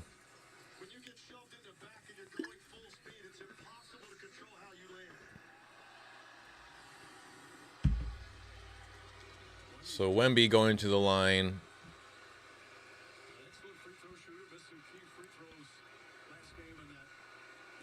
We'll see how he does here. He missed those big free throws in the fourth quarter of the fourth game. And he misses. So he'll get another shot here. Missed the first attempt. Gets another attempt here to get the and one. They're up by 6, 47-41 right now. Wemby, he gets to the next one. So now they're up by 7, 48-41, 9:42 in the third quarter here. Just a little more than 2 minutes into it.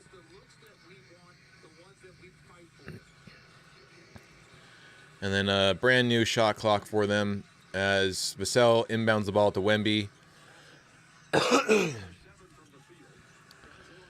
Vassell kicks it over to Fox, over to Champagny for 3, and that's good. So a 6-point play, essentially. That's crazy. Spurs first to 50, 51-41 now, 10-point lead for them. That was a 6-point play. So they're calling a foul on Castle. That's his third foul. See a reach in on Brunson. I didn't realize that was Castle. It looked like Champagny. Oh, right there. Yep. Yep. It's so funny when you watch the replay of fouling in slow motion and how exaggerated any player looks when they're getting fouled. So Brunson over to Hart, over to Anunoby, guarded by Vassell, over to Bridges for 3, no good. Vassell with the rebound, going back the other way. He hands it off to Wemby. Wemby guarded by Anunoby, does the spin around, fade away, and it's good. 12-point lead now. They were so close, 3 points away, and now a full back up by 12. Bridges with a wide open 3, and that's good. Back to 9. Let's go, Bridges. Bang. Let's go. Wemby over to Champagny, back to Wemby. He takes a 3. No good. Hart with the rebound, going back the other way. Hart hands it off to Brunson. Brunson guarded by Champagny. Looking to get a play in. He pushes off, no call. And a jump shot, it's good. So 53-46. Spurs on top still. 8 minutes left. Castle with the ball, trying to get it over to Fox. Vassell goes into the lane and he's fouled. It's going to be on the pass, so it's going to be side out of bounds. That is the third team foul for the Knicks.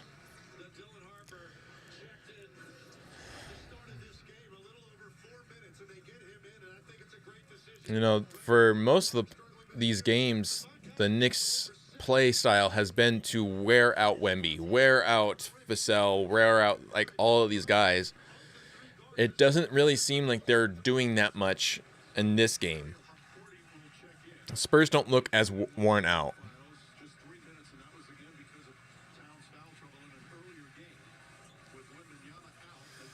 So now Harper with the ball. He throws it up and in. That's good. So 55-46, 9-point lead there for the Spurs. Brunson trying to get the ball up court. He has to throw it over to Bridges. Bridges guarded by Castle now. Trying to find a play to work here. He drives into the lane, kicks it out to Anunoby, who is blocked by Vassell, out of bounds. The Spurs are locked in. I knew they would be. This was not going to be an easy game to win for the Knicks at all.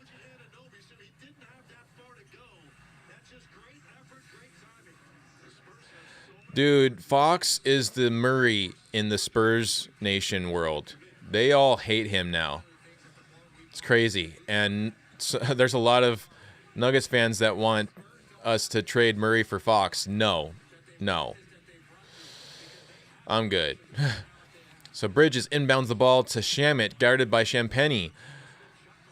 Back to Hart, over to Brunson. Brunson for the layup, and it's good. Let's go, Brunson. 7-point lead for the Spurs now. Castle with the ball. Kicks it over to Harper, over to Champagny for a three, and no good. We got Hart with the rebound. He rushes the ball up, gets it past the half-court line. Over to Shamet. Back to Brunson for a three, no good. And Brunson almost breaks it up, can't get it. So Harper now with the ball. He rushes in for a layup, no good. Anunoby with the rebound, going back the other way now.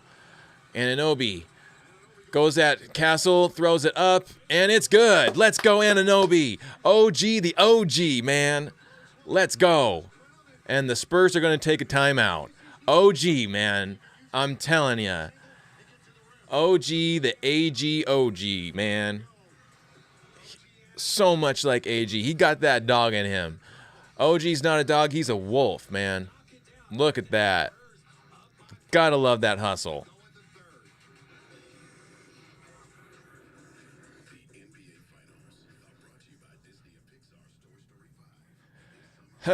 Yeah, that block was a good vibes, strike up for the Spurs, you could say, but that sucked on the Knicks side.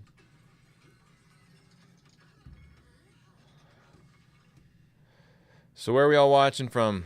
Let me know. I know we got Colorado here.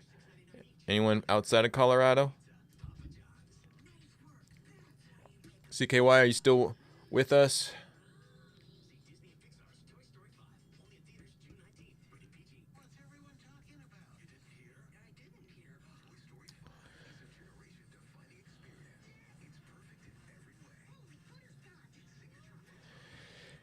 I will agree with you, Snowwolf. They have been good, except for that first half of Game 4.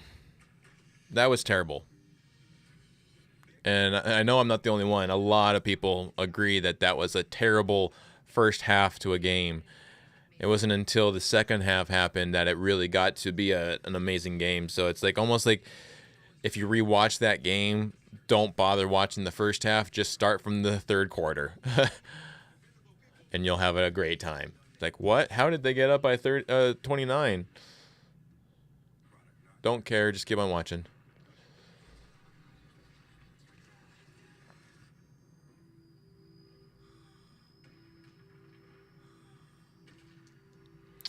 Nice.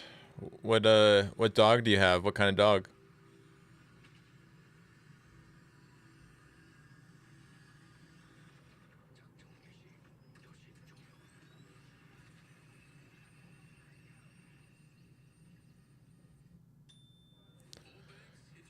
So we're in a timeout now, if you're just checking in. So that's why it's a little dead right now. Spurs took a timeout off of a Knicks run, trying to kill the vibe there for the Knicks.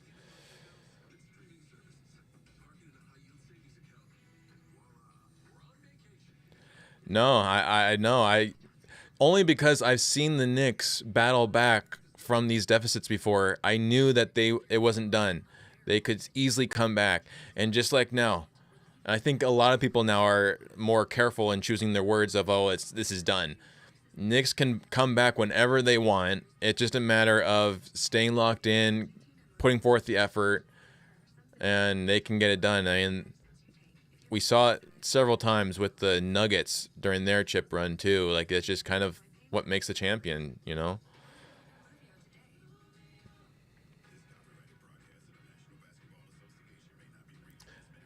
Ahsoka, because you're a Star Wars fan?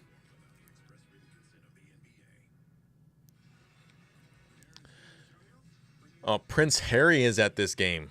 Interesting. Sitting next to Nosferatu. the NBA commissioner Nosferatu.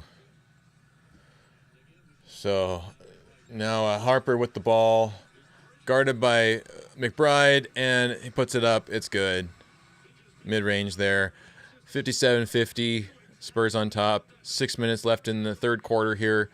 20 seconds on the shot clock. Brunson gets it past the half-court line, guarded by Harper. Shamet tries to set the screen. No good. Brunson gets it over to McBride. Ball movement finds Shamet. Back to Hart. Hart goes into the lane. No good. Shamet for a three. No good. And Wemby with the rebound there. Throws it up to Harper. Tries to get it over to Wemby. He does. And Wemby for a roll-in. And that's good. 9-point lead now for the Spurs. Spurs going on a little run here again. Game of runs. As Brunson throws up a three. And that's good. Let's go, Brunson. Brunson burner is lit, but he is down on the ground. Get up, Brunson. Get up. There he goes. And Vassell answers back with a three himself. Back to a 9-point lead. Brown takes a timeout, and Brunson is yelling at the refs. Very lucky he didn't get teed up there, but Mike Brown is talking to Scott Foster there. Alvarado has to hold Brunson back. He is still hot and still trying to talk to the refs. Yeah, that's crazy. They should have called a reckless closeout. 100%. They missed that call. That was a foul. I'd be hot too if I was Brunson, but I also wouldn't be surprised because that's not the first time that they've missed calling a foul on a closeout on Brunson's shot. So, and who would it be on? I think it might have been on Harper. If you go back and look, I think it's on Harper, but I think the worry there is that Wemby would get it, and if he gets it, he's done. He's not playing anymore, and Nosferatu can't have that. It totally looked like a foul.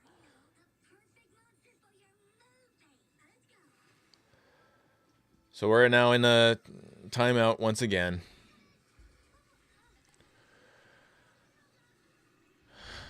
So we had finals, or free throw finals last game. This is the take a break and timeout finals here. Lots of breaks.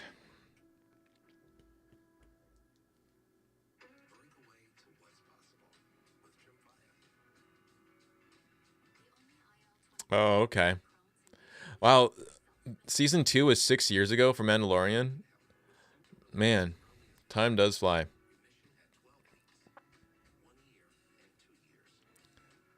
So that would have been during the pandemic.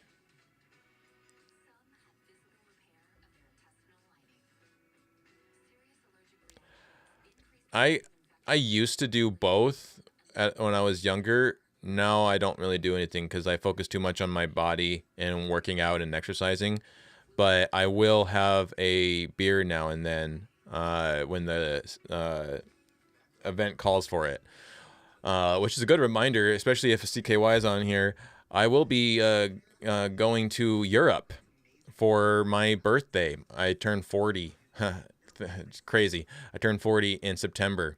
So wife's taking me to a little Europe vacation. Going to be going to Paris and Germany. Wish I was going to Italy, CKY, but if you are anywhere near Munich, would love to hang with you in Munich if you go there. I'll be there for Oktoberfest, so I'm definitely excited for that.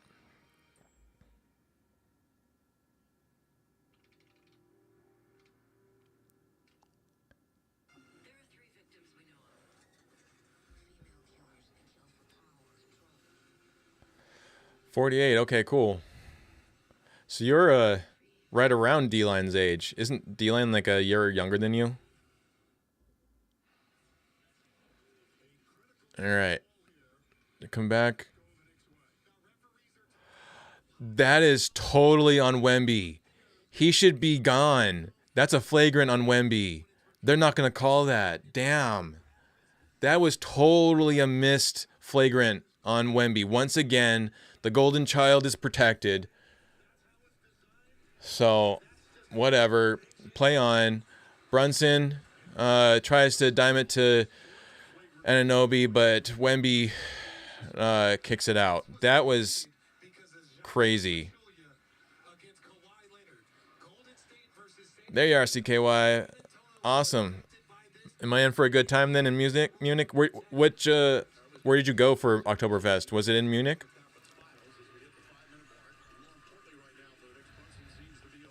All right, Brunson, guarded heavily by Fox, kicks it out to Bridges, who is hit in the face by Harper. No call, doesn't stop, and then they call a jump ball. That is insane. Here's the extender, Scott Foster, doing his job extending the lead or the series here.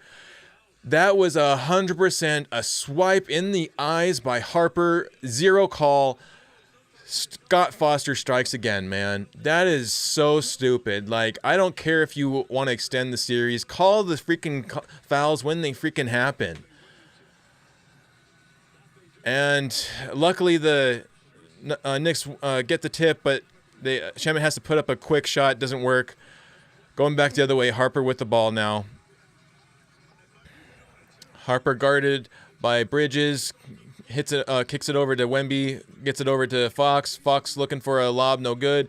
Over to Harper for three, and that's good. 12-point lead for the Spurs. 65-53. Absolutely insane off of two missed calls from the refs. Brunson, triple teamed. He's now tied up by Harper once again.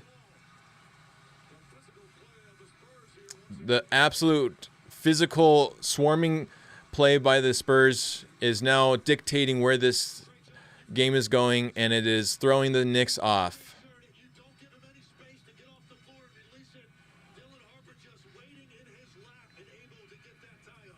Damn.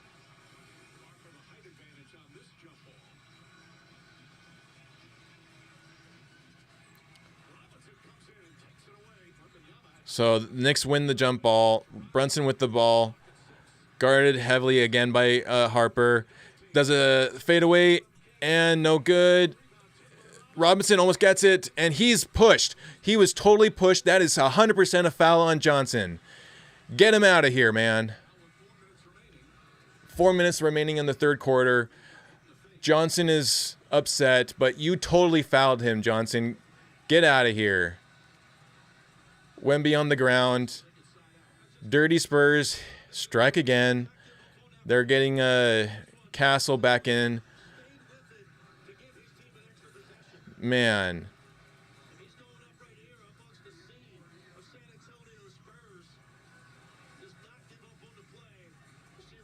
There's a little bit of an elbow from Robinson into Wemby. That wasn't called. And man, Harper just totally took out Brunson. They called the foul, but man, they're super aggressive right now with the Knicks. This is crazy.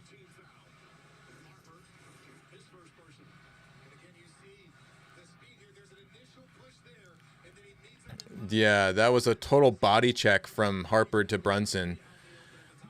Brunson's actually looks like he's a little smaller than Harper too. I mean, Brunson's a smaller guard, for one. I love the little photos they have on social media of him, this like little elf jumping, doing a shot over Wemby, the giant.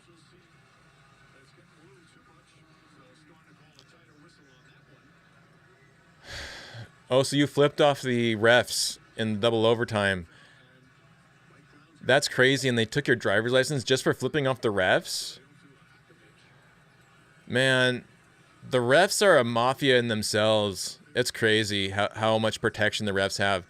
And I've never seen any video footage, any photo footage of any of the refs in normal everyday life either. Like, you don't see anything with them. You don't ever see them going in and out of the arena. Nothing. Like, they just exist on another plane. Hart almost saves he saves a pass that gets picked off, and then it gets picked off again, and Anunoby saves it, and then no go. Wemby with the ball over to Johnson to Harper, who gets fouled by Hart. Gets the and one. That is ridiculous. So no foul going for the Knicks on the other side, but when it's the Spurs, call the foul. They are getting the golden whistle right now. That is ridiculous. I mean, yeah, he fouled them. There was definitely contact there, but there was also contact on the other end.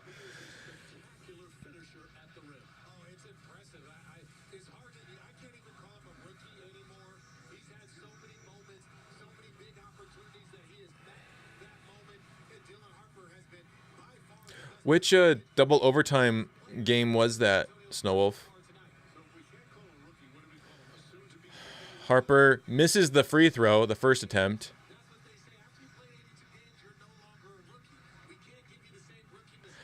You heard right about MSG, and that's only because Oakley is banned from MSG. Him and Dolan got into it, and so and Dolan has MSG mic'd up and cameras everywhere. He has actually followed people around using the security. So yeah, that's definitely another area.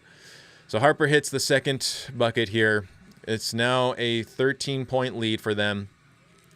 Anunoby for three, no good. Castle with the rebound, going back the other way. Come on. Harper goes in the lane, no good. He gets his own rebound, puts it back up. Man, Harper is unstoppable. He is feeling it. He has 21 points.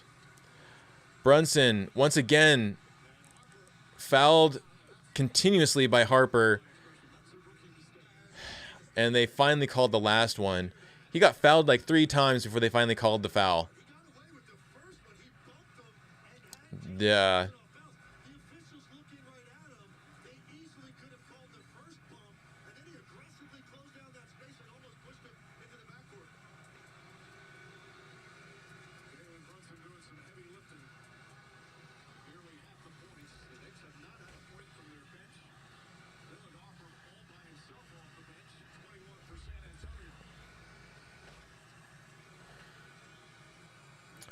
Oh, you're talking about that game, not this last season, but the season before that, the one with Westbrook. Okay. I mean, those refs were terrible to begin with, for sure. So good on you, Snowwolf, for flipping them off.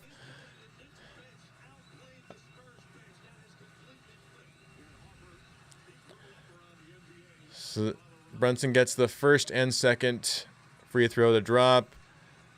13-point lead now. And Brunson has 27 points.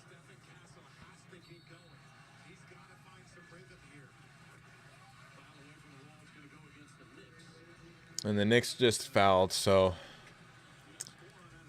this is... Hopefully that it starts to go in the Knicks' favor here, because so far this has been very much in the Spurs' favor in this quarter. It's like the officiating is seeing some life from the Knicks, and they're like, we can't have this. We got to extend this thing. Can't give them a pass at all.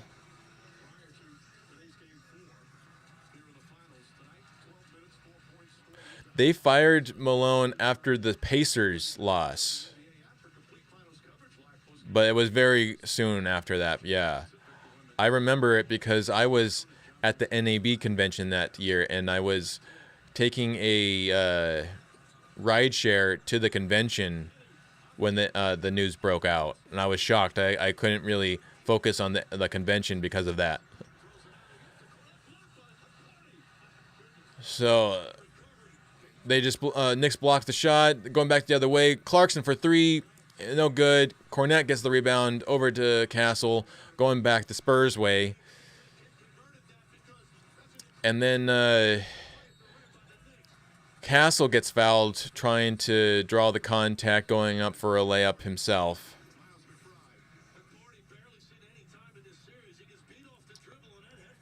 It looks like it, CKY. Definitely looks like a free throw festival now. It's free throw finals once again. I mean, that's what happens when you don't want to call a flagrant foul on your golden boy, Wemby, and instead you start calling little ticky-tack fouls on the rest of the team. So Wemby sat out for a good, like, maybe minute, maybe 45 seconds, and now he's coming back in.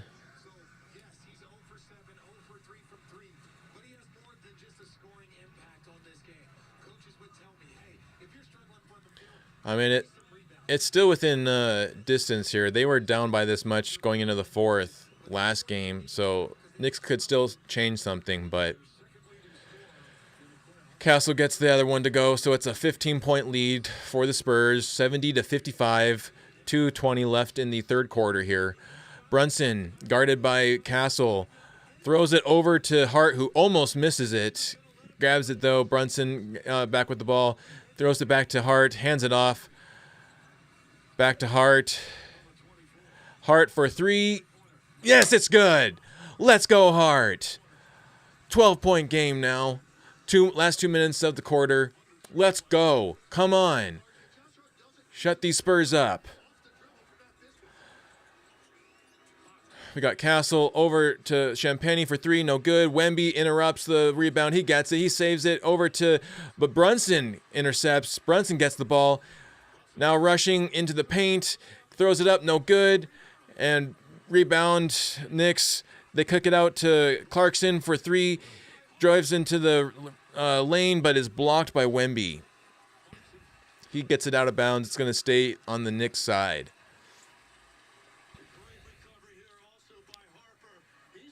Oh, it's actually a block by Harper, not by Wemby. But Wemby went up for a block too, so it looked like it, but it was from Harper that got the block.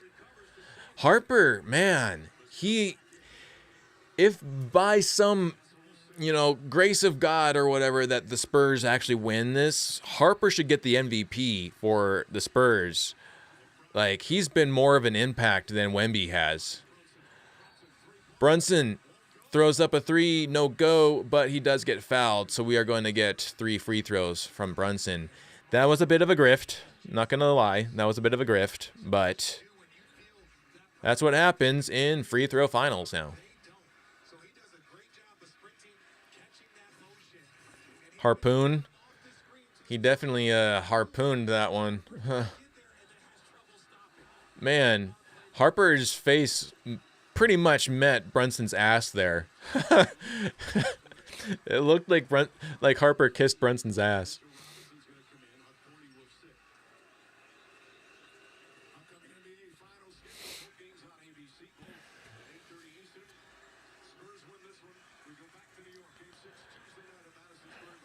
Harper, I think, would be my favorite player to watch on the Spurs. Brunson gets it to drop. It's now a 10-point game. Cut it to 10. Hopefully, can get it into single digits here. 70-60. Both teams are in the bonus. You got 1:26 left on the clock in the third quarter. Brunson going for another free throw here.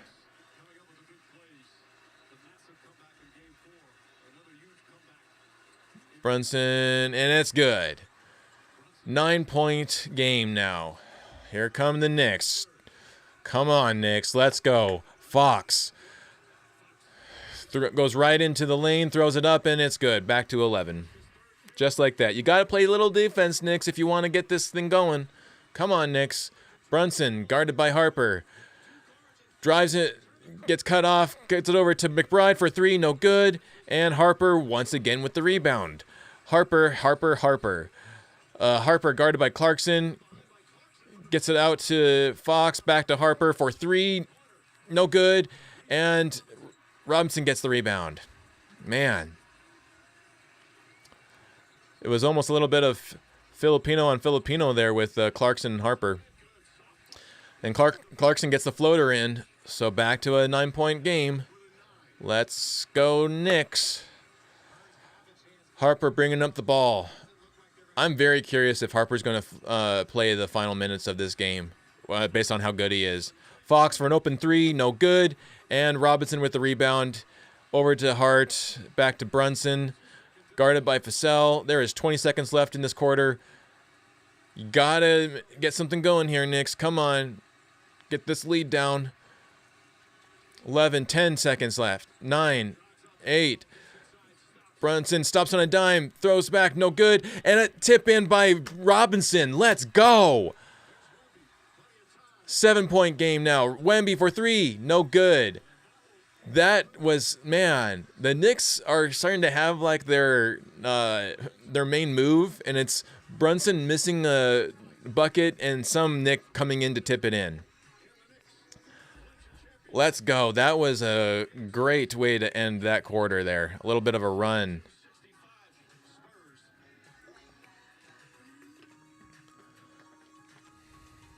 The only thing different from this game and last game is that the Knicks have stayed a little bit closer, and they've actually had a lead in this game so far. Game 4 didn't have a lead until like the final seconds of the game, so there is still, we have now the last quarter, the last 12 minutes of this game. You know, I wouldn't be opposed if this went into overtime, and this was the last game Knicks win, but they win in overtime. That'd be pretty epic. He is doing a lot. We are not seeing as much from Anunoby in this game. I mean, he's still having a lot of impact. But he only has 7 points. So if I read off the box score here, we have Josh Hart with 9 points.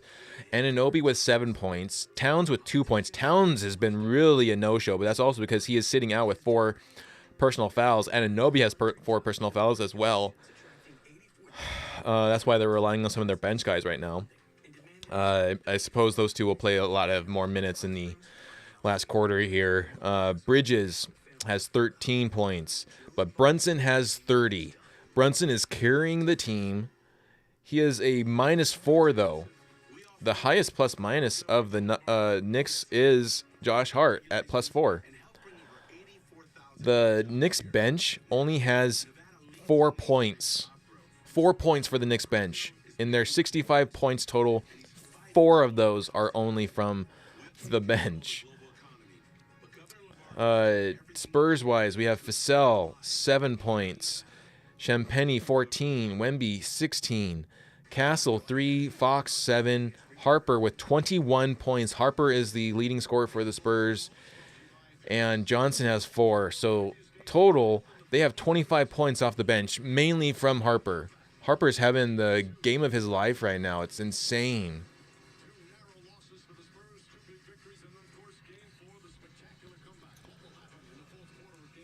So let's see. Now we're coming back. Are we coming back? No, back to commercial. Yep, he is leading all bench scorers. He's also leading all Spurs scorers, too. But Brunson is the leading scorer of the game right now.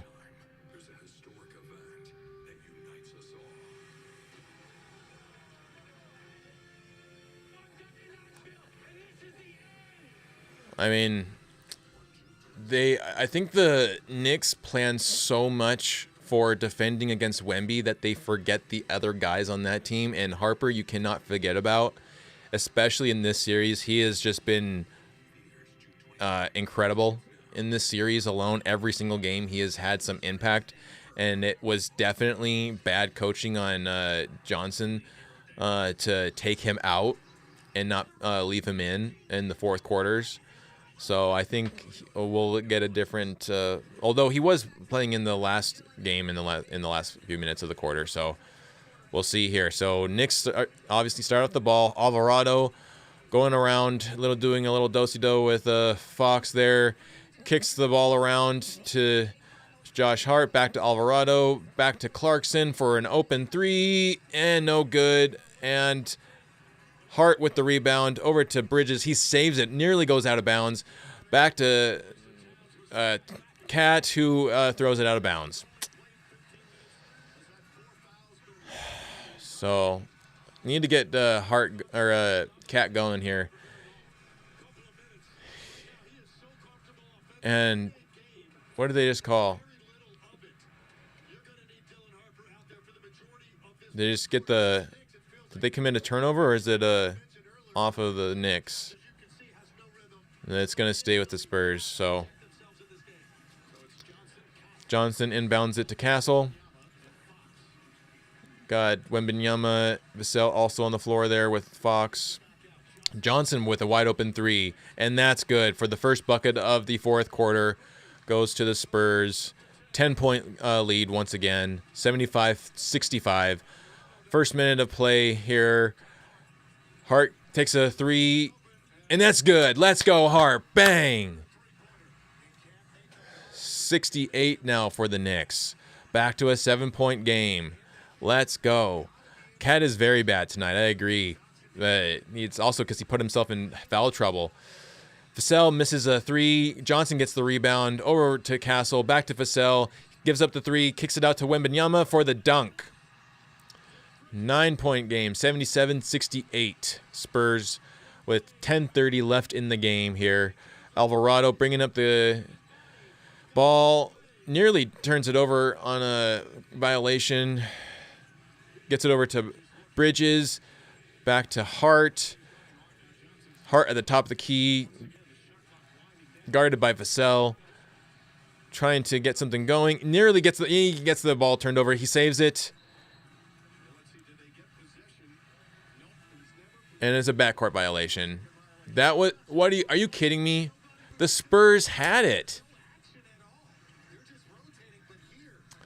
This is crazy.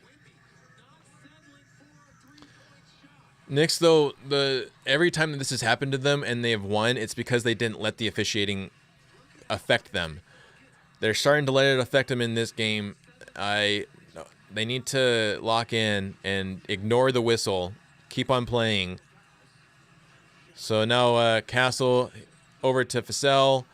Back to Castle at the top of the key, guarded by Shamet. Trying to get around him, no good.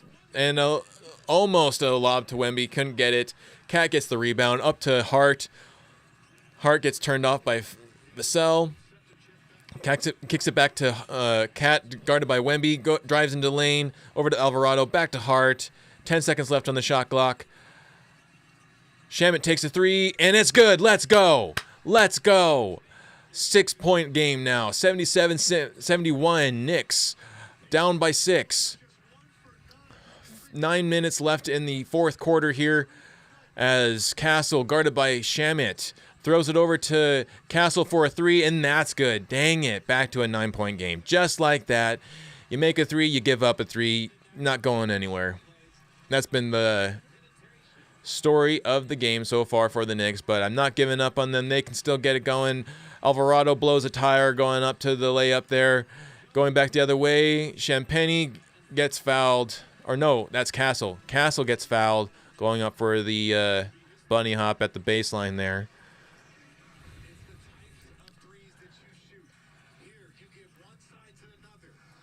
This is just crazy. So Castle's going to shoot a couple of free throws. 9-point game, 80-71. Spurs up by 9.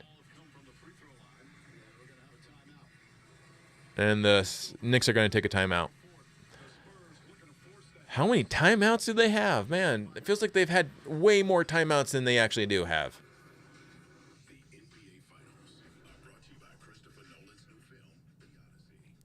Nice note, though, too, if you didn't watch the opening, they have a little, graphic or whatever going through of the different championship years or whatever. And this opening for tonight's game had both Jamal Murray and Jokic in it, which is pretty cool. I think they've been in like 3 of those out of the 5 games. So, yeah. That would be insane if they do. Either that or a buzzer beater block.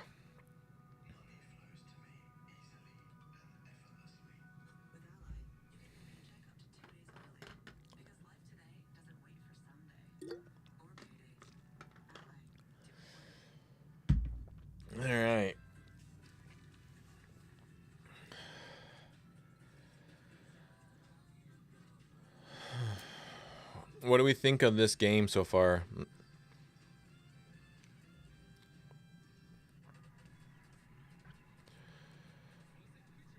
I think it's been definitely a more like even like paced game. Like, yes, it's been very fast paced, but it's like the first half of game 4 just felt very, very slowed down because of all of the fouls getting called constantly. But I feel like this game has just been a constant like rushing that it's kept the pace relatively even, except for the fouls that we're getting now. But yeah.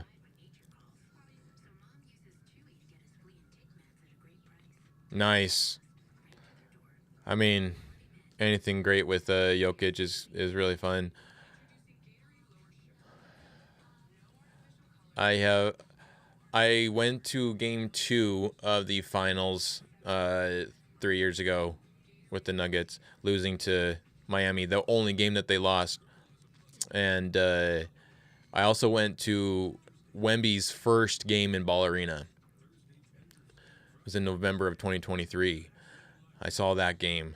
And then I saw the Grizzlies game last year, the last home game of the season, thinking that there would be more fan appreciation rather than just like a free-for-all, try to knock someone down to get a ball signed by one of the players kind of effect. Like, now that I know that goes on, probably won't go to last or fan appreciation night unless it's against a good team. But here we come back.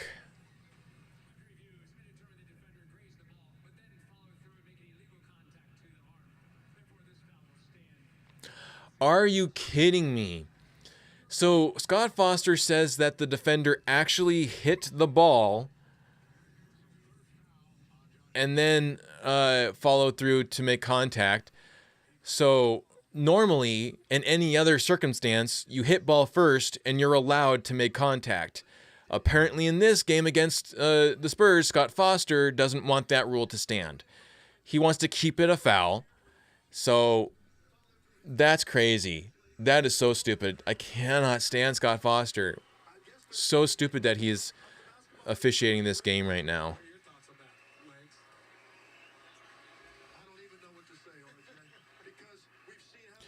So Castle going for a free throw here.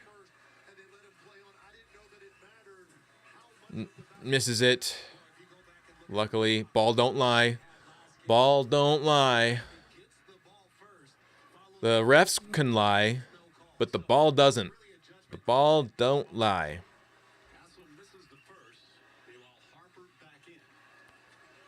He's going to go out for the next bucket here. Again, 9-point lead, 80-71. 8:51 left in the fourth quarter in the game here. Castle for a second one, and it's good. 10-point lead once again for the Spurs, 81-71. Brunson bringing up the ball, guarded by Castle. Shakes him off. Still guarded there. And Castle's not giving him much room to breathe. He throws it over to Shamet, guarded by Champagny. Goes into the lane for a layup, and that's good. And he is out on the ground grimacing, trying to get back up. And Harper gets a layup, back to 10. Every time you make a bucket, you're giving up a bucket. That's the game. So Brunson over to Cat, guarded by Wemby. Cat back to Brunson, over to Shamet for a three, and no good. Harper gets the rebound. Man, Harper is just having an insane game right now, and they call a foul. Or no, timeout? Foul. Oh, they committed a foul to get Shamet out. Because he is injured. See. Oh, he landed on his leg wrong in that layup.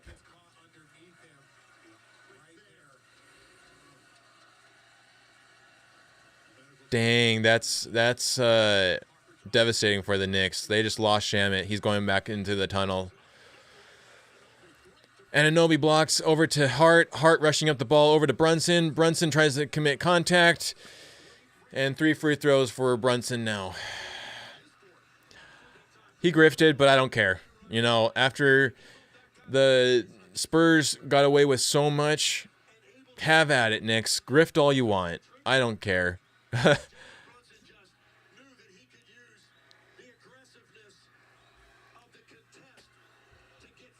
Yeah, that would have been nice. The Nuggets got kind of the short end of the stick on a lot of things. I mean, the CBA came in right as we got a dynasty group together. Brunson just missed his first free throw.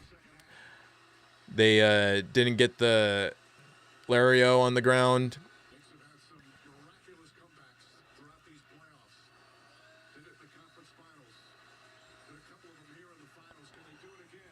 Brunson going for his second one. Come on, Brunson. Get one in. Come on. There he goes.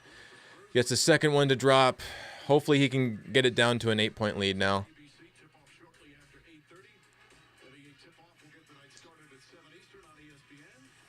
I'm with you, Snow Wolf. I will never see him the same either. Though he has been really good for the Knicks in this season. So Brunson's last one is good. Cuts it down to 8. 83-75. Castle bringing up the ball. 7:40 left in the game here.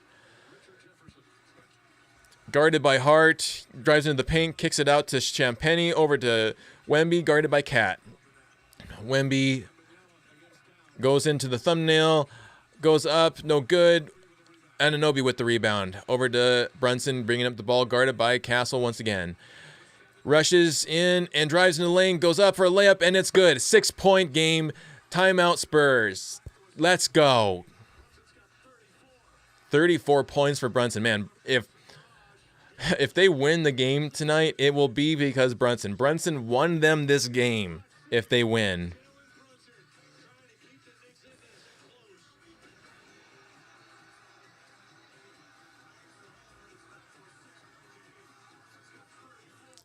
I agree with you, CKY.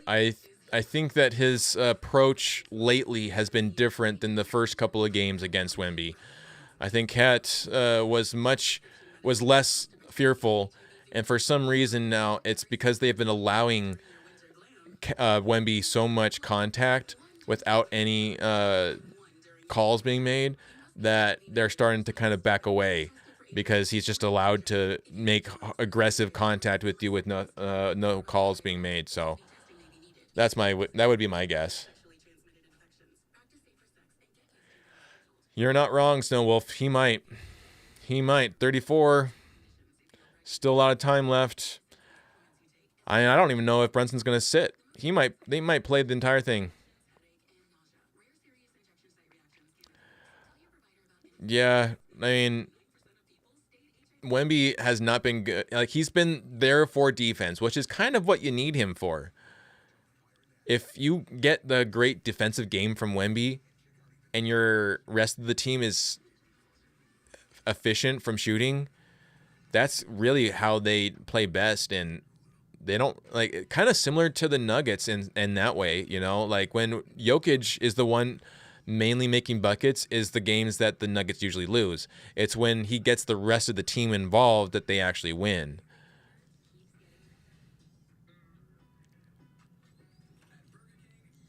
Yeah, I agree with you, Snow Wolf. They won't. He's going to play the rest of the game for sure. And I think he wants to play the rest of the game. I don't think he wants to be taken out. They might even say, like, hey, do you want to sit out for a couple of seconds here? And he'd probably be no. It's so funny. They're showing the State Farm commercial now, and Cade Cunningham is in it. And he was never in it before until the Pistons got bounced. Now, all of a sudden, he's in the commercials. Like, he has the time now to do the commercials. He really does get better under pressure, for sure.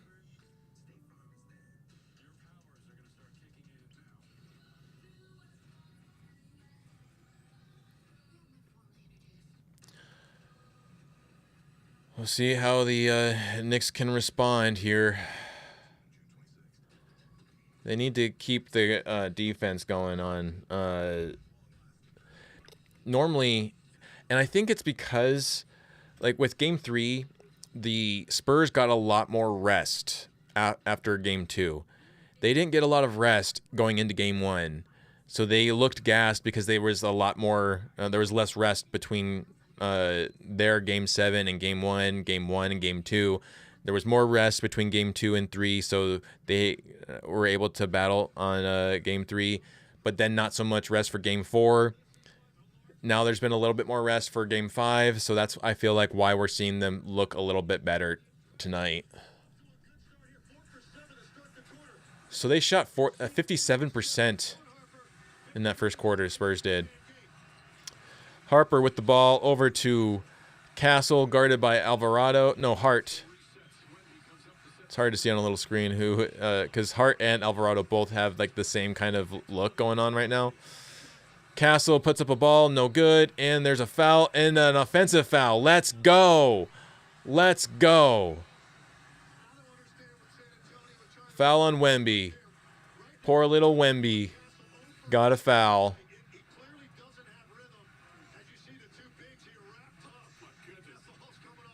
Oh, wow. Towns had a whole bunch of Wemby jersey there. They were mauling each other, though. It was like two bears going after it. All right. Got Brunson bringing up the ball, guarded by Harper. Brunson trying to get him off. Now he's guarded by Wemby. And Brunson into the lane, goes up, and it's good. Yes. Wemby tried to block it. No good. It is a 4-point game. Here come the Knicks. Let's go. Fox has the ball. Guarded by Anunoby. Over to Champagny. Champagny drives in the lane. He loses it. And the Knicks come up with the ball. Brunson over to Hart. Let's go. Turnover from the Spurs. Let's go. Here's your time. Got Brunson with the ball. Guarded by Harper. Throws it over to Hart. Back to Brunson. Over to Cat. Cat guarded by Harper. Gets some space. Doesn't go for a three. Misses the three. Wemby with the rebound. Over to Fox here. Going back the other way now. Slowing things down. Fox is. And once again, Cat and Wemby are tangling each other up. Oh, damn. Wemby just collided heads with Hart.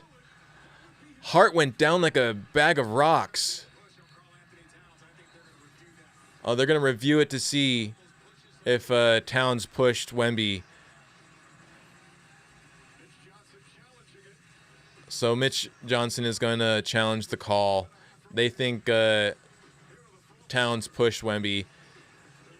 There was, but, you know, the thing is, we don't know how much of a push there actually is in those scenarios. Like, there's two hands on it, so I guess you have to call it the way it is, but there's a lot of exaggeration from Wemby in that one, too. I'm sure he felt it and jumped himself. Like, I don't know if y'all saw, there was that video playback of Wemby randomly trying to jump onto Anunoby last game. Like, I don't know what's going on with Wemby. Seriously. He is just, again, I don't understand where his mind's at right now. They do smell blood. The Knicks definitely smell blood right now, but so do the Spurs. It's like a back and forth. Yeah, he just keeps on chucking them up. Brunson does. He just keeps on chucking them up, and some of them are going in, some of them aren't.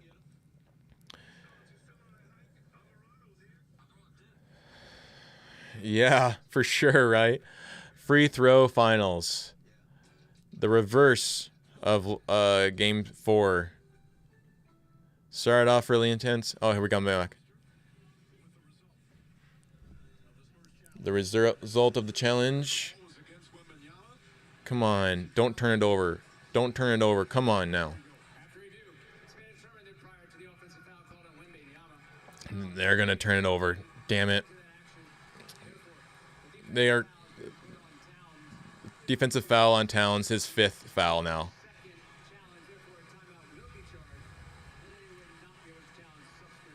The good thing is Spurs can no longer challenge in this game.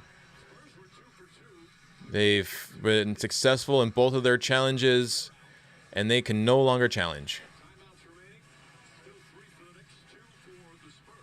They have 2 timeouts, and the Knicks have 3. So this could play still better for the Knicks.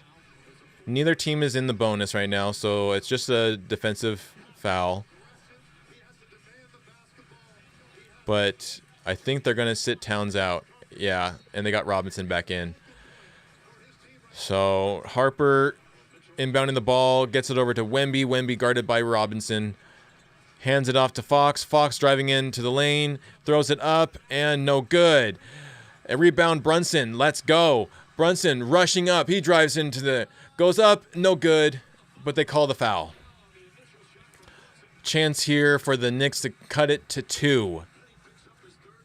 And Champagny just committed his 3rd foul. Let's go, Knicks.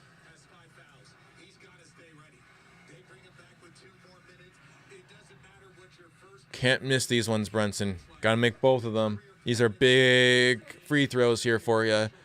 Let's go, Brunson. Come on.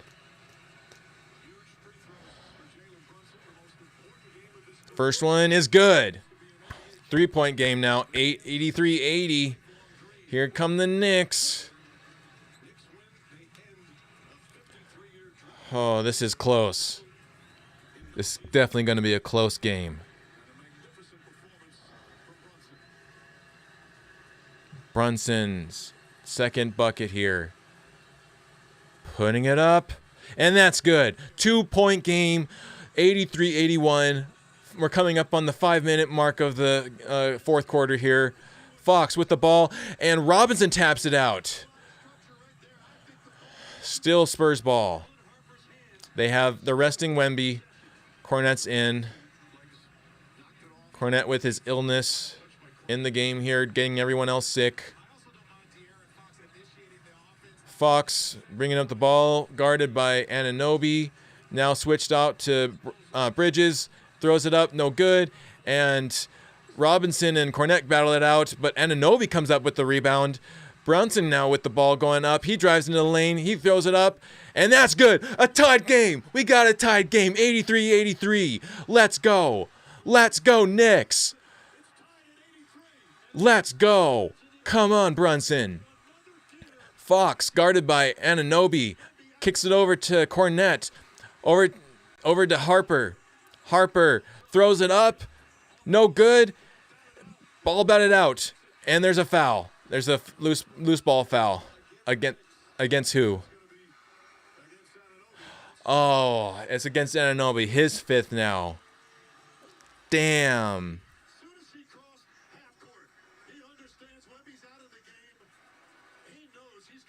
Yeah, that was a crazy game with Giannis as well.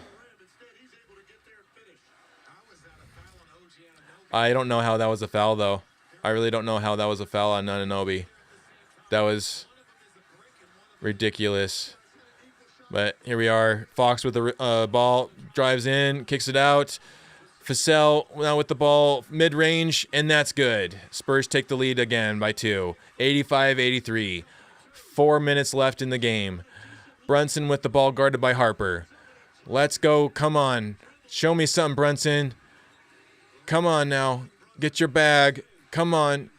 Still guarded by Harper. He turns around. Fadeaway shot. No good. And, Vassell gets the rebound, but it's out of bounds. It stays with the Knicks. Let's go. Another chance for the Knicks. If the Knicks win, that's going to be something they talk about right there. A little too much energy for Vassell getting that rebound. Stepped a little bit too far. Brunson inbounding the ball to Alvarado. Alvarado to Robinson. Handoff to Brunson. Over to Bridges. Back to Brunson. Guarded by Vassell. Kicks it out. Tries to drive the contact for 3. Oh, that was so close. Almost and 1. But he'll go to the line for 3. That was super close. Brunson is locked in. At least someone on the Knicks is.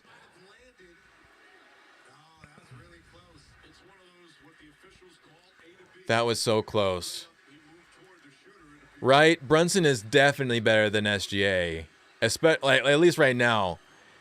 He is super good. Brunson, yeah, almost 4-point play, but, you know, he's going to get a chance to give the the Knicks the lead, the first lead since, like, the first quarter. 85-84. Come on. Let's go. Come on, Brunson. Second bucket coming up here. It's good. Tied game here. 85-85. Both teams are in the bonus. Spurs have 2 timeouts. Knicks have 3. 3 minutes, 40 seconds left in the game. 24-second shot clock after this. Let's see. Last free throw for Brunson coming in. And it's good. Knicks had the first lead since the first quarter. Let's go. 86-85. They have fully come back out of their being down by 16 now. Spurs can't hold on to those leads. Not against this Knicks team. Fox coming around from mid-range. No good. And Robinson with a major rebound gets it over to Brunson. Going back the other way for the Knicks. Let's go. Come on. And they commit a foul. Oh, a timeout. Brown calls a timeout. Knicks want to regroup. They want to call it. Oh, Castle and Brunson are kind of chirping at each other here. Brunson ugly mugging Castle. Let's go. He's definitely on his way to 50. Let's look at the stats here. If you're joining us, Game 5, Knicks and Spurs in San Antonio right now. So Brunson has 43 points. He's played 38 minutes. He has 3 rebounds, 3 assists, 2 steals. He has shot 52% with 13 for 25. He has shot 4 for 7 from 3, 57%. 13 for 15 free throws, 86% there. He's had 0 turnovers and is a +7 right now. The full team has committed 18 fouls, personal fouls here. Hart has 3 personal fouls. Anunoby has 5. Towns has 5. Bridges has 1. And then Spurs-wise, Vassell has 12 points. Champagny has 14 points. Wemby has 18 points, 13 rebounds, 5 blocks. Castle with 4 points. 4 points in a closeout game for Castle. Fox with 7 points. And we're back. Oh, and they commit an offensive foul. That's not good. That's not how you want to come out of that timeout. Bad turnover for the Knicks here.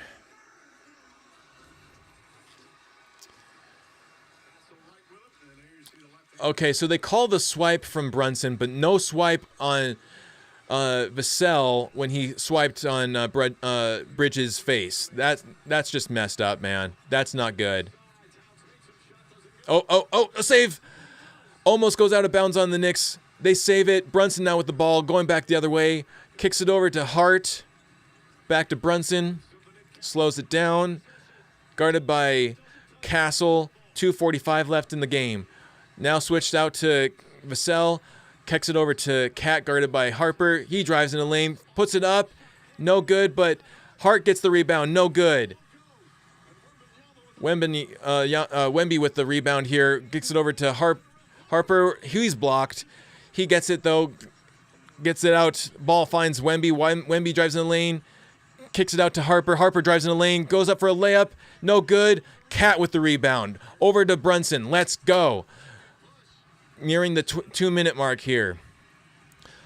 Cat goes to Hart. Over to Anunoby for the dunk. And he's fouled. It's a goaltend. Let's go. 3-point lead now for the Knicks. 88-85. Let's go. Oh, yeah. That block was right through the hoop there. You can't do that. So, goaltend for sure. Spurs have missed 9 of their last 10 shots. Wow. Wemby tries to get distance. Oh, Towns just got called with his 6th foul. With 1 minute 53 seconds left, he just fouled out. So Knicks don't have Shamet. Now they don't have Towns. In less than 2 minutes left in this game, only with a 3-point lead. Man. And just think, if they had actually called that flagrant foul on Wemby, you wouldn't have Wemby either. Wemby going to the line. Yeah.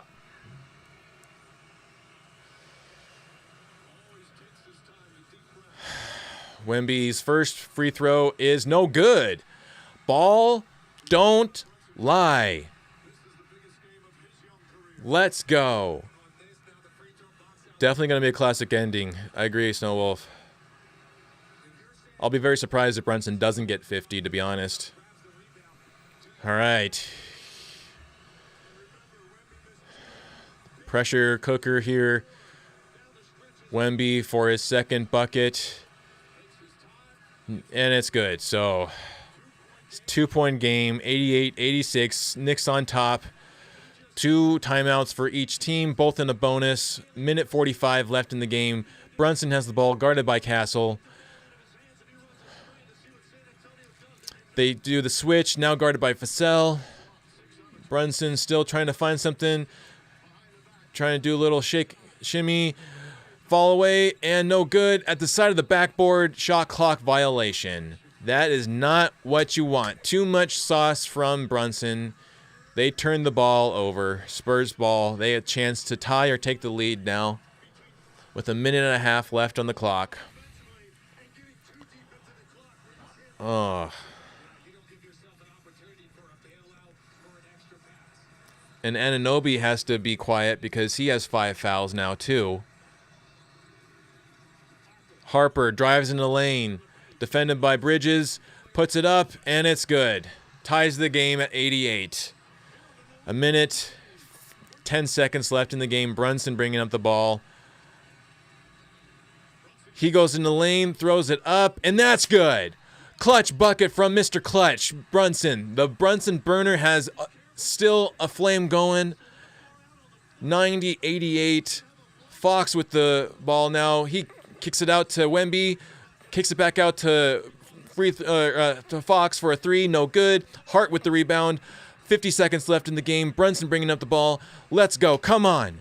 Come on, Knicks. Brunson trying to shake off Fox. Trying to go. He drives in the lane. Kicks it out to Hart for 3. No good. Robinson almost gets the rebound. No good. Going back the other way. Harper goes up and no good. He blows the layup, and they have to foul Hart. Wow. Man, the Spurs are choking right now. They have something stuck in their freaking throat. Someone check them. They are choking. Seriously. Ice cream, man. Let's do it. Just like last time, yep. All right, Hart. Nothing but the biggest free throws of your life. First one is good. 3-point lead for the Knicks. 91-88. And it is getting close. Knicks are getting very close to winning the championship. 26 seconds left. 91-88. One more free throw for Hart. Let's go. Come on. Next one. He misses it. But Robinson gets the rebound. Over to Anunoby. They let the clock burn a little bit. They now have Anunoby going to the line. Let's go. Major rebound from Robinson. Let's go. Keeping that ball alive. Oh, we're getting close here. Knicks are gonna win. Knicks are gonna win. Anunoby's first bucket is good. 4-point lead, 92-88, 21 seconds left on the clock. One more free throw for Anunoby. Let's go. They've got to call a timeout. If Mitch doesn't call a timeout, and he misses the second free throw, Vassell gets the rebound, they call a timeout. Wow. Both Hart and Anunoby missed their second free throw. He at least made one, so it's at least a 4-point game. So now if you're the Knicks, you just do not foul. Do not foul. Last thing you want is to foul a jump shooter and allow them to tie the game. Man. These Knicks, you gotta love them. They battle back. There is no quit in this Knicks team.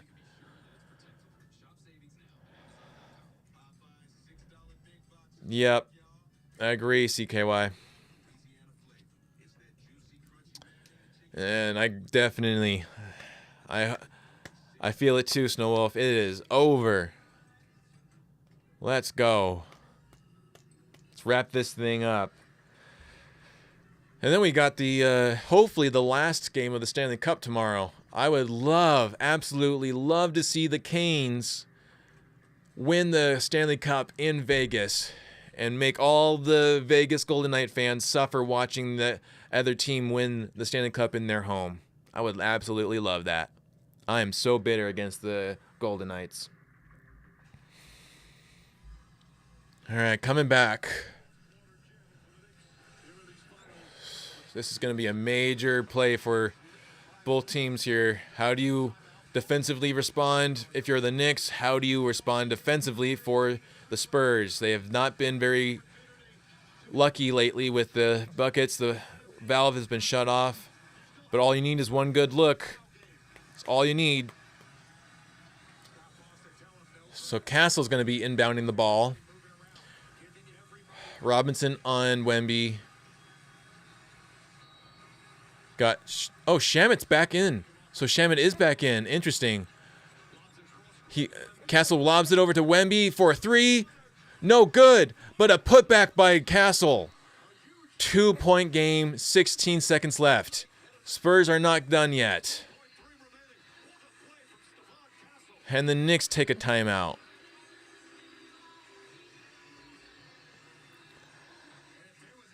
I'm happy it's over though, Snow Wolf. The sooner this is over, the sooner we can get back to regular season and seeing the Nuggets play again, you know? I also am very curious on how Summer League's going to go this year. I'm like done. I'm so done with the purgatory that the Nuggets are in. I need them to start to make moves if they need to, or if they're going to. I want to know who the team is going into next season. I'm done with the purgatory stuff. I hate this part of the season. So agonizing. To see if they're going to trade your favorite player or whatever. Like, obviously they aren't going to play. They're not going to trade Jokic, but the fact that AG is on the chopping board, Jamal's on the chopping board. Like, everyone is. It's very unsettling. I mean, if you win this game, if the Spurs win this game, he did his job. The one good thing, he wasn't good all game, but all you need is that one good game-winning play to have a significant impact. So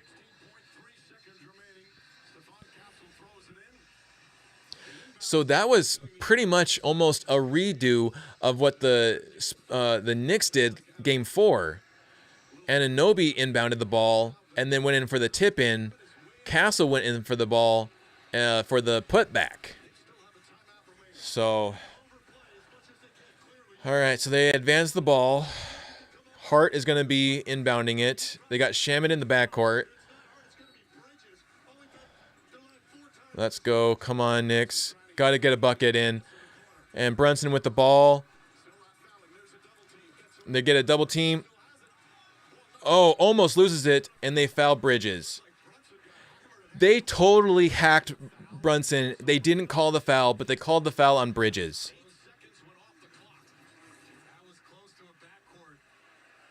Yeah, that was very close to a backcourt.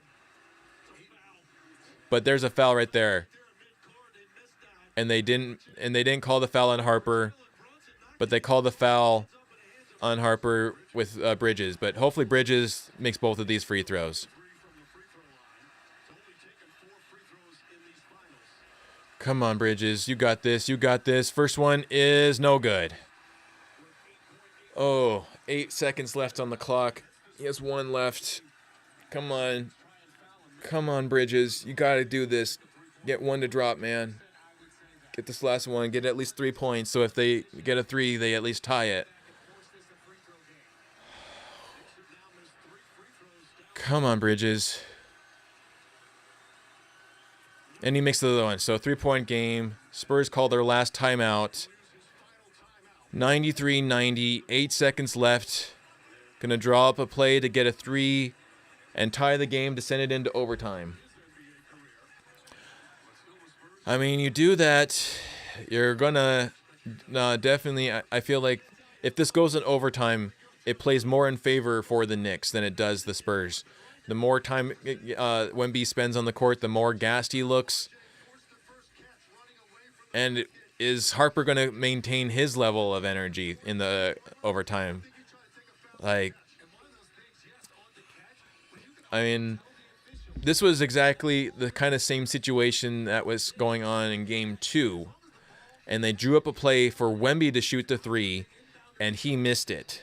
I wonder if they're going to do the same thing in this one, or if they're going to get it out to Harper. If Harper would be the one that they draw the play for this time. I mean, he's the one with the hot hand. So, but he's not the star. Wemby's the star.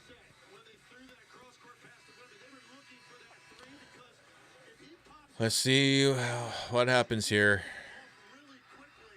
Knicks need a hell of a defensive sequence here. And they can't foul. Yeah, don't foul. Don't foul. If they put up a 3, mostly it happens is they send it into overtime. But if you foul them, you give them a chance to win. So you can't foul. Yeah. All right.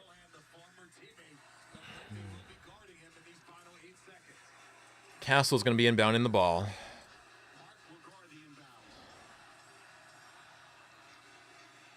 I think they're going to get it to... Is Harper on? Harper's not on it. No, there is Harper. Harper's there. All right. Are they going to get it to Harper or Wemby?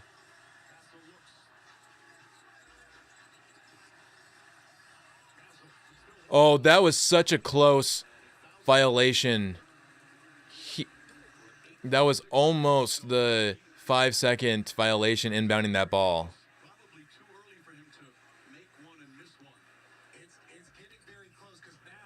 Yeah, it's going to come down to free throws who wins this game, CKY, for sure.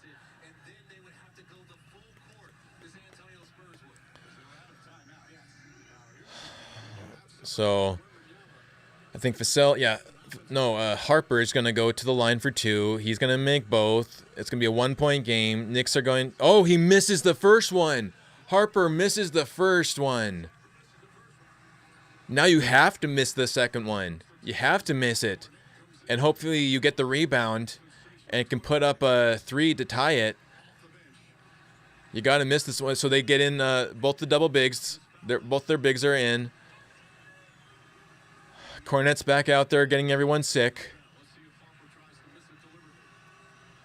So, second one for Harper. No good. And rebound for the Knicks. They foul. Let's go, Knicks.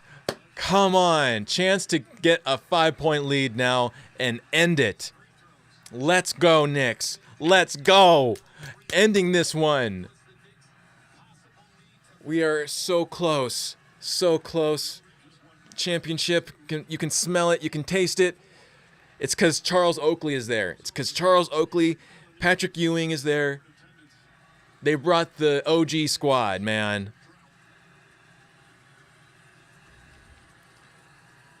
Oh, OG misses the first one. Gotta make the next one, dude. Come on, OG.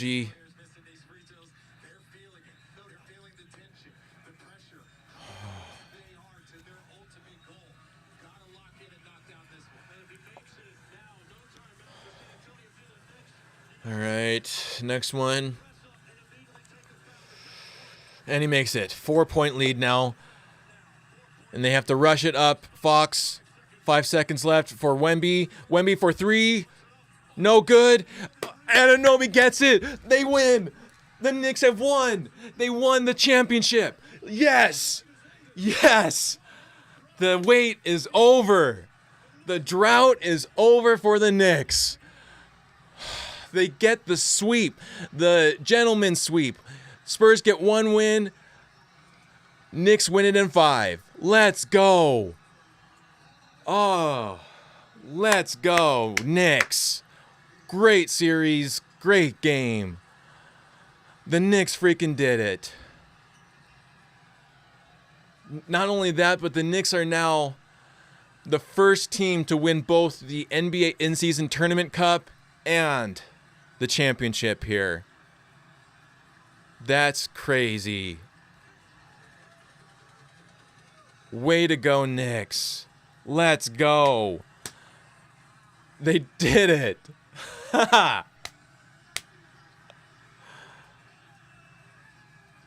Man. Oh, for sure he's going to cry. They got that gentleman sweep. Allowed them the 1 win. And the Knicks win. First time in 53 years. This is the squad that did it. They gonna erect a statue for Brunson, man. You got to. And Anunoby. They did it. Everyone chipped in this one, though. Cat led the team in the first 3 games. And Anunoby took the last game. Brunson took this game. They did it. Oh, that is awesome.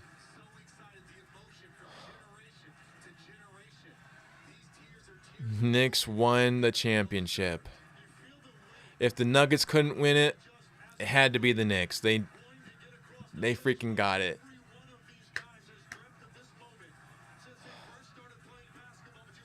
No repeat from OKC. Hasn't been a repeat winner since 18 with the Warriors. And it's got to make you feel good if you're a Nuggets fan that still we aren't the only ones that didn't repeat. They did it. Let's go, Knicks.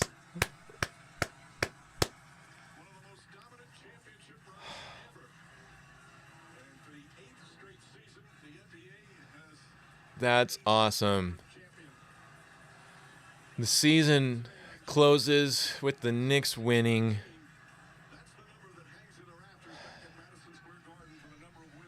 Man. I'm gonna get me one of them hats. Those are pretty nice hats there.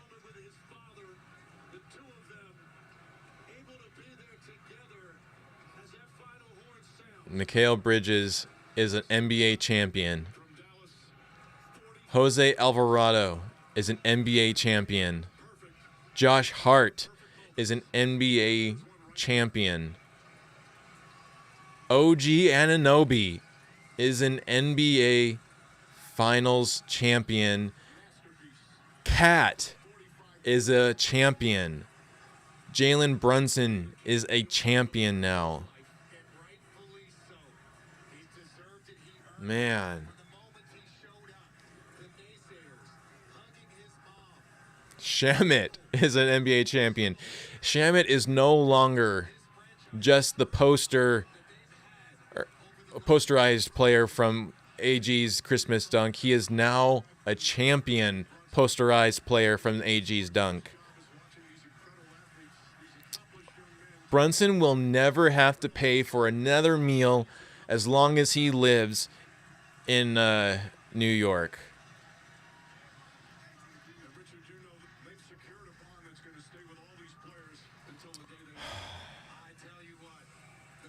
Man.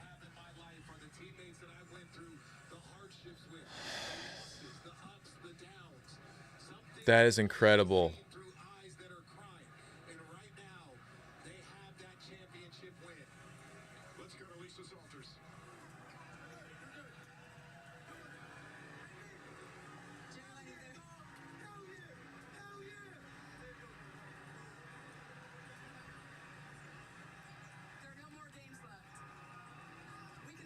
Ooh, I like those shirts too.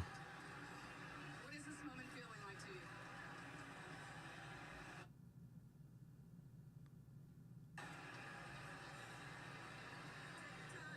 Take your time.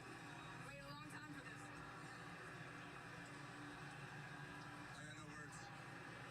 That's the MVP right there. Brunson, man.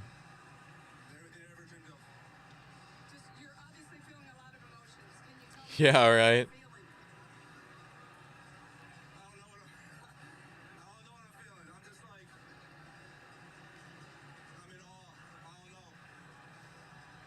Man. When the championship was on the line, you took over the game, really. Especially in the fourth quarter. 15 points in the fourth quarter. This game, To yourself about all Brunson, man. tonight. All Brunson.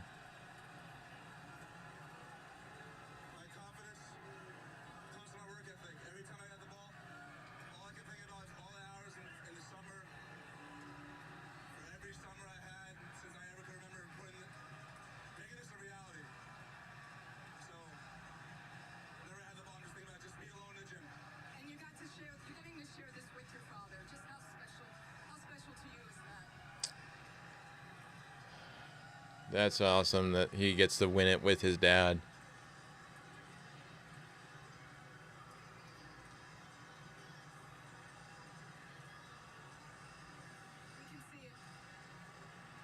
We can see it. You said you've been doubted your whole life. Too small, not this, not that. But what have you? What is this team showing? Man, that hat is so cool. It's got little gold thread on the on the bill. That's really cool.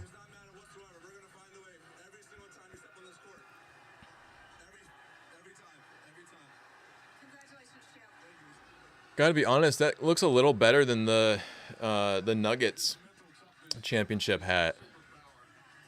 I like that hat.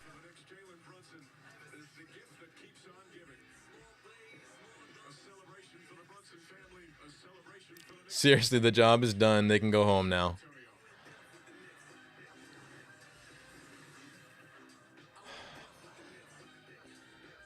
They're gonna take the time, or they're gonna take a commercial break here before we get to the ceremony and find out who the finals MVP is. But I'm pretty sure, well, it'll go to Brunson. Be surprising if it went to Cat or Anunoby.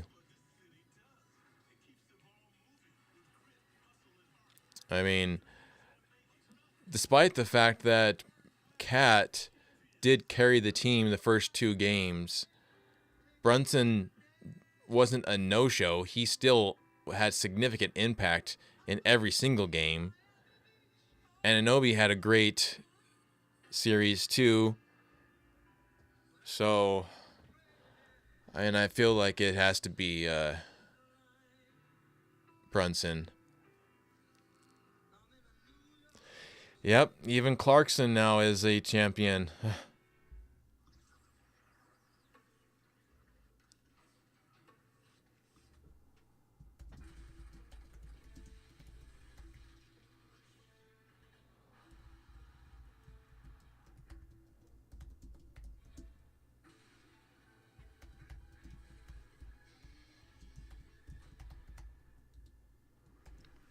I feel like they have to give a ring to Spike Lee.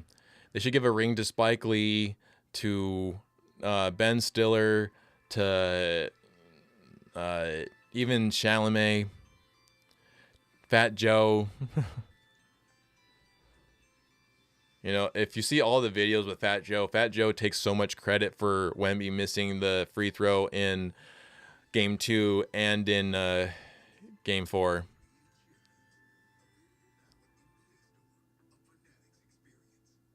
And now we get all of the NBA champion Knicks commercials.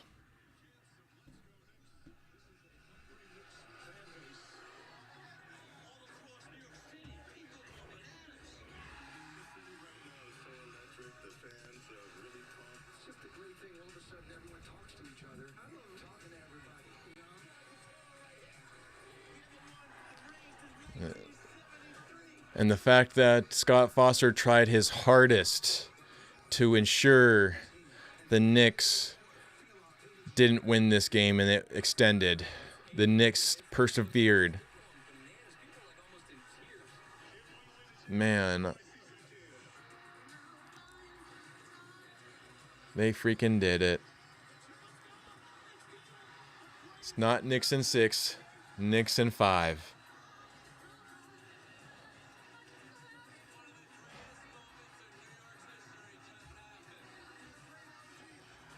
I'm so glad that they didn't go back to the Garden, because that Game 4 is the perfect way to end your season at home with. You couldn't have topped that. I mean, I know topping with a championship win does top, but outside of that, this was the way to go out now. Spurs don't have to go to New York. No one has to get beaten up in New York. Spurs fans just don't wear Spurs jerseys for at least a couple of months. Hey, Nuggets getting shown right there.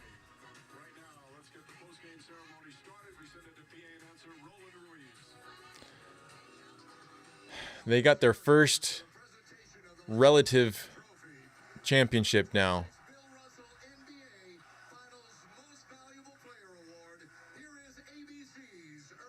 Oh, I'm sure cops are everywhere. All right.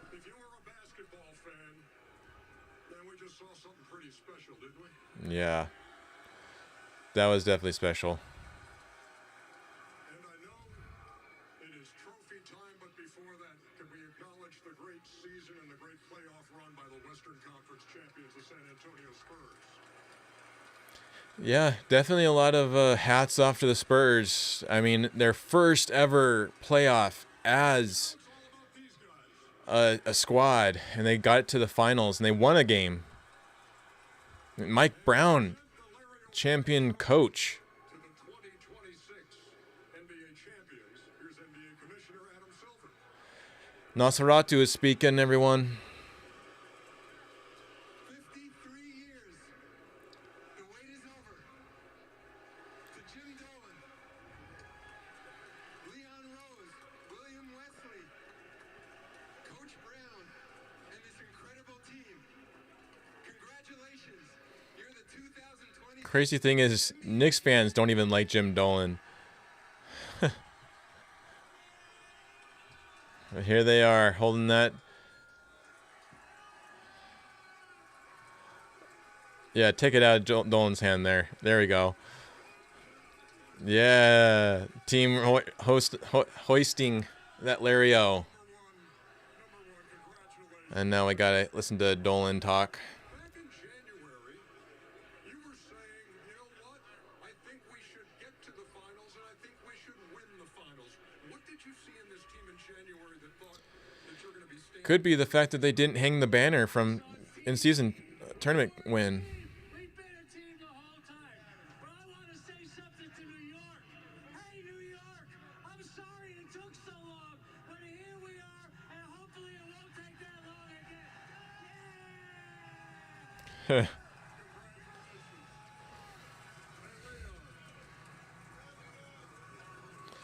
Knicks in 5. Man.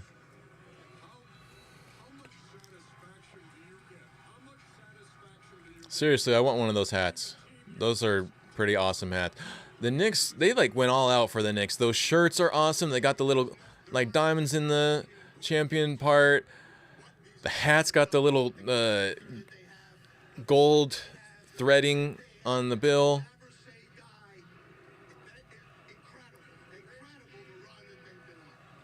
Yeah, the fact that the Knicks down every single game they were down, battled back from double-digit deficits,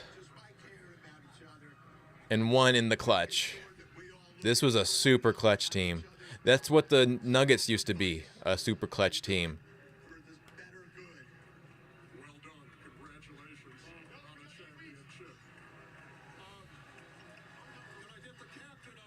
I'm sure they are. Wemby should not go back to New York for a while. Let them settle down before he goes back.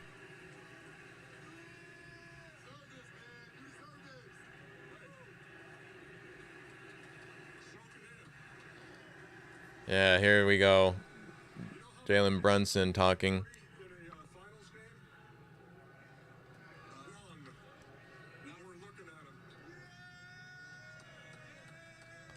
So Brunson got 45 in this game. He's the first ever to get 45 in a finals game. Where does this knack for the comeback come from? What is it about this unit that allows you to do that time and time again? I don't know, for some reason I feel like the game for us starts 30 minutes later than it's supposed to. We didn't show up at 8:30, we showed up at 9 o'clock. Can you express this with half of the city of New York here? No.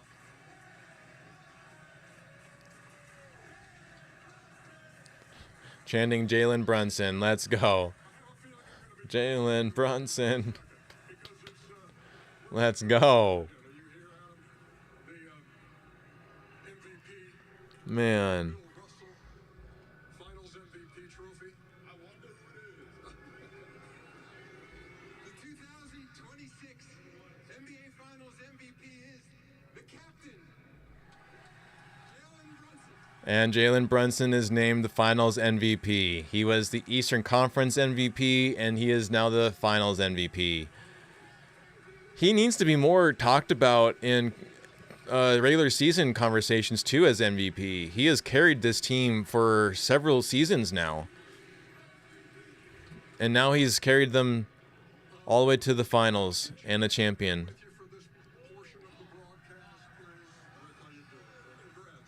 They do hate Trae Young in New York. For anybody who's a fan of father-son moments, doesn't get much better than this. This is crazy. Couldn't imagine this, but we're excited as a family, as a team. This is great, man. I have no words. I'm just so excited. We grew up watching this. That's so fun. Seeing the father-son interviewing after the MVP award. It's everything we dreamed of. That's why I came to New York. Brunson is a Jersey kid. But a lot of Jersey kids also identify sometimes as a Metro kid. You know, I don't know about y'all, but for any Nuggets fans out there, let me know if it kind of annoys you a little bit that they do the Mike, when that was the Nuggets thing with MPJ. Yeah, do the who let the dogs out thing. That's fine. Yeah, I know. His dad was on the Knicks, yeah.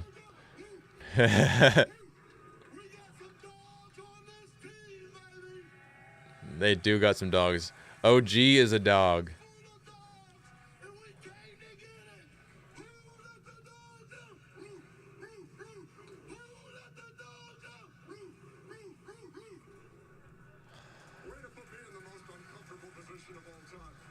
I gotta cut to this real quick. This video, this seems like opportune after something like this.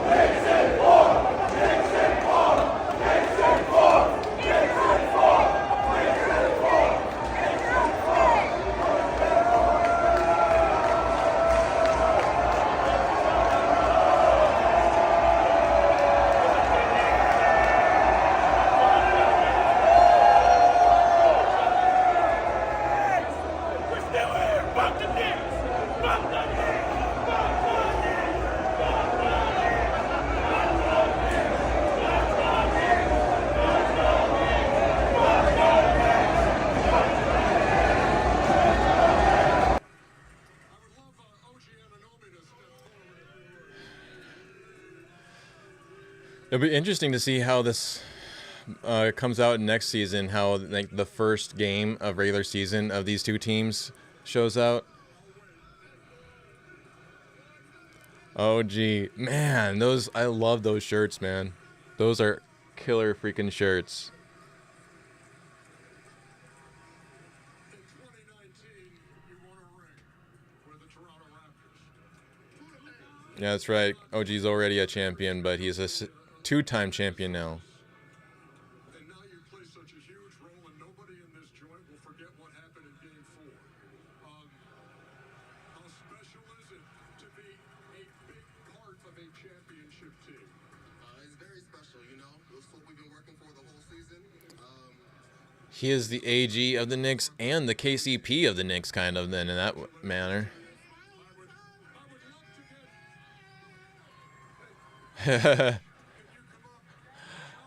I mean, yeah, they're... Whether it's started by... Because they're... You know, there's, again, a huge narrative that the Spurs fans are very quiet and not very aggressive, but they have aggressive fans, too. There's a lot of gangster types in San Antonio, too. And I think a lot of times us Colorado people forget that there was a shooting that went on after the Nuggets won the champion in the celebration area.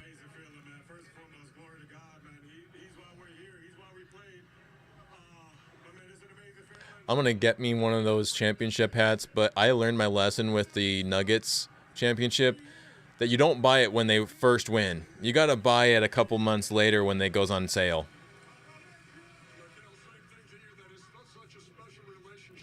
Have a good one, Snow Wolf. Thanks for streaming or for watching. Appreciate you. See you next time, man.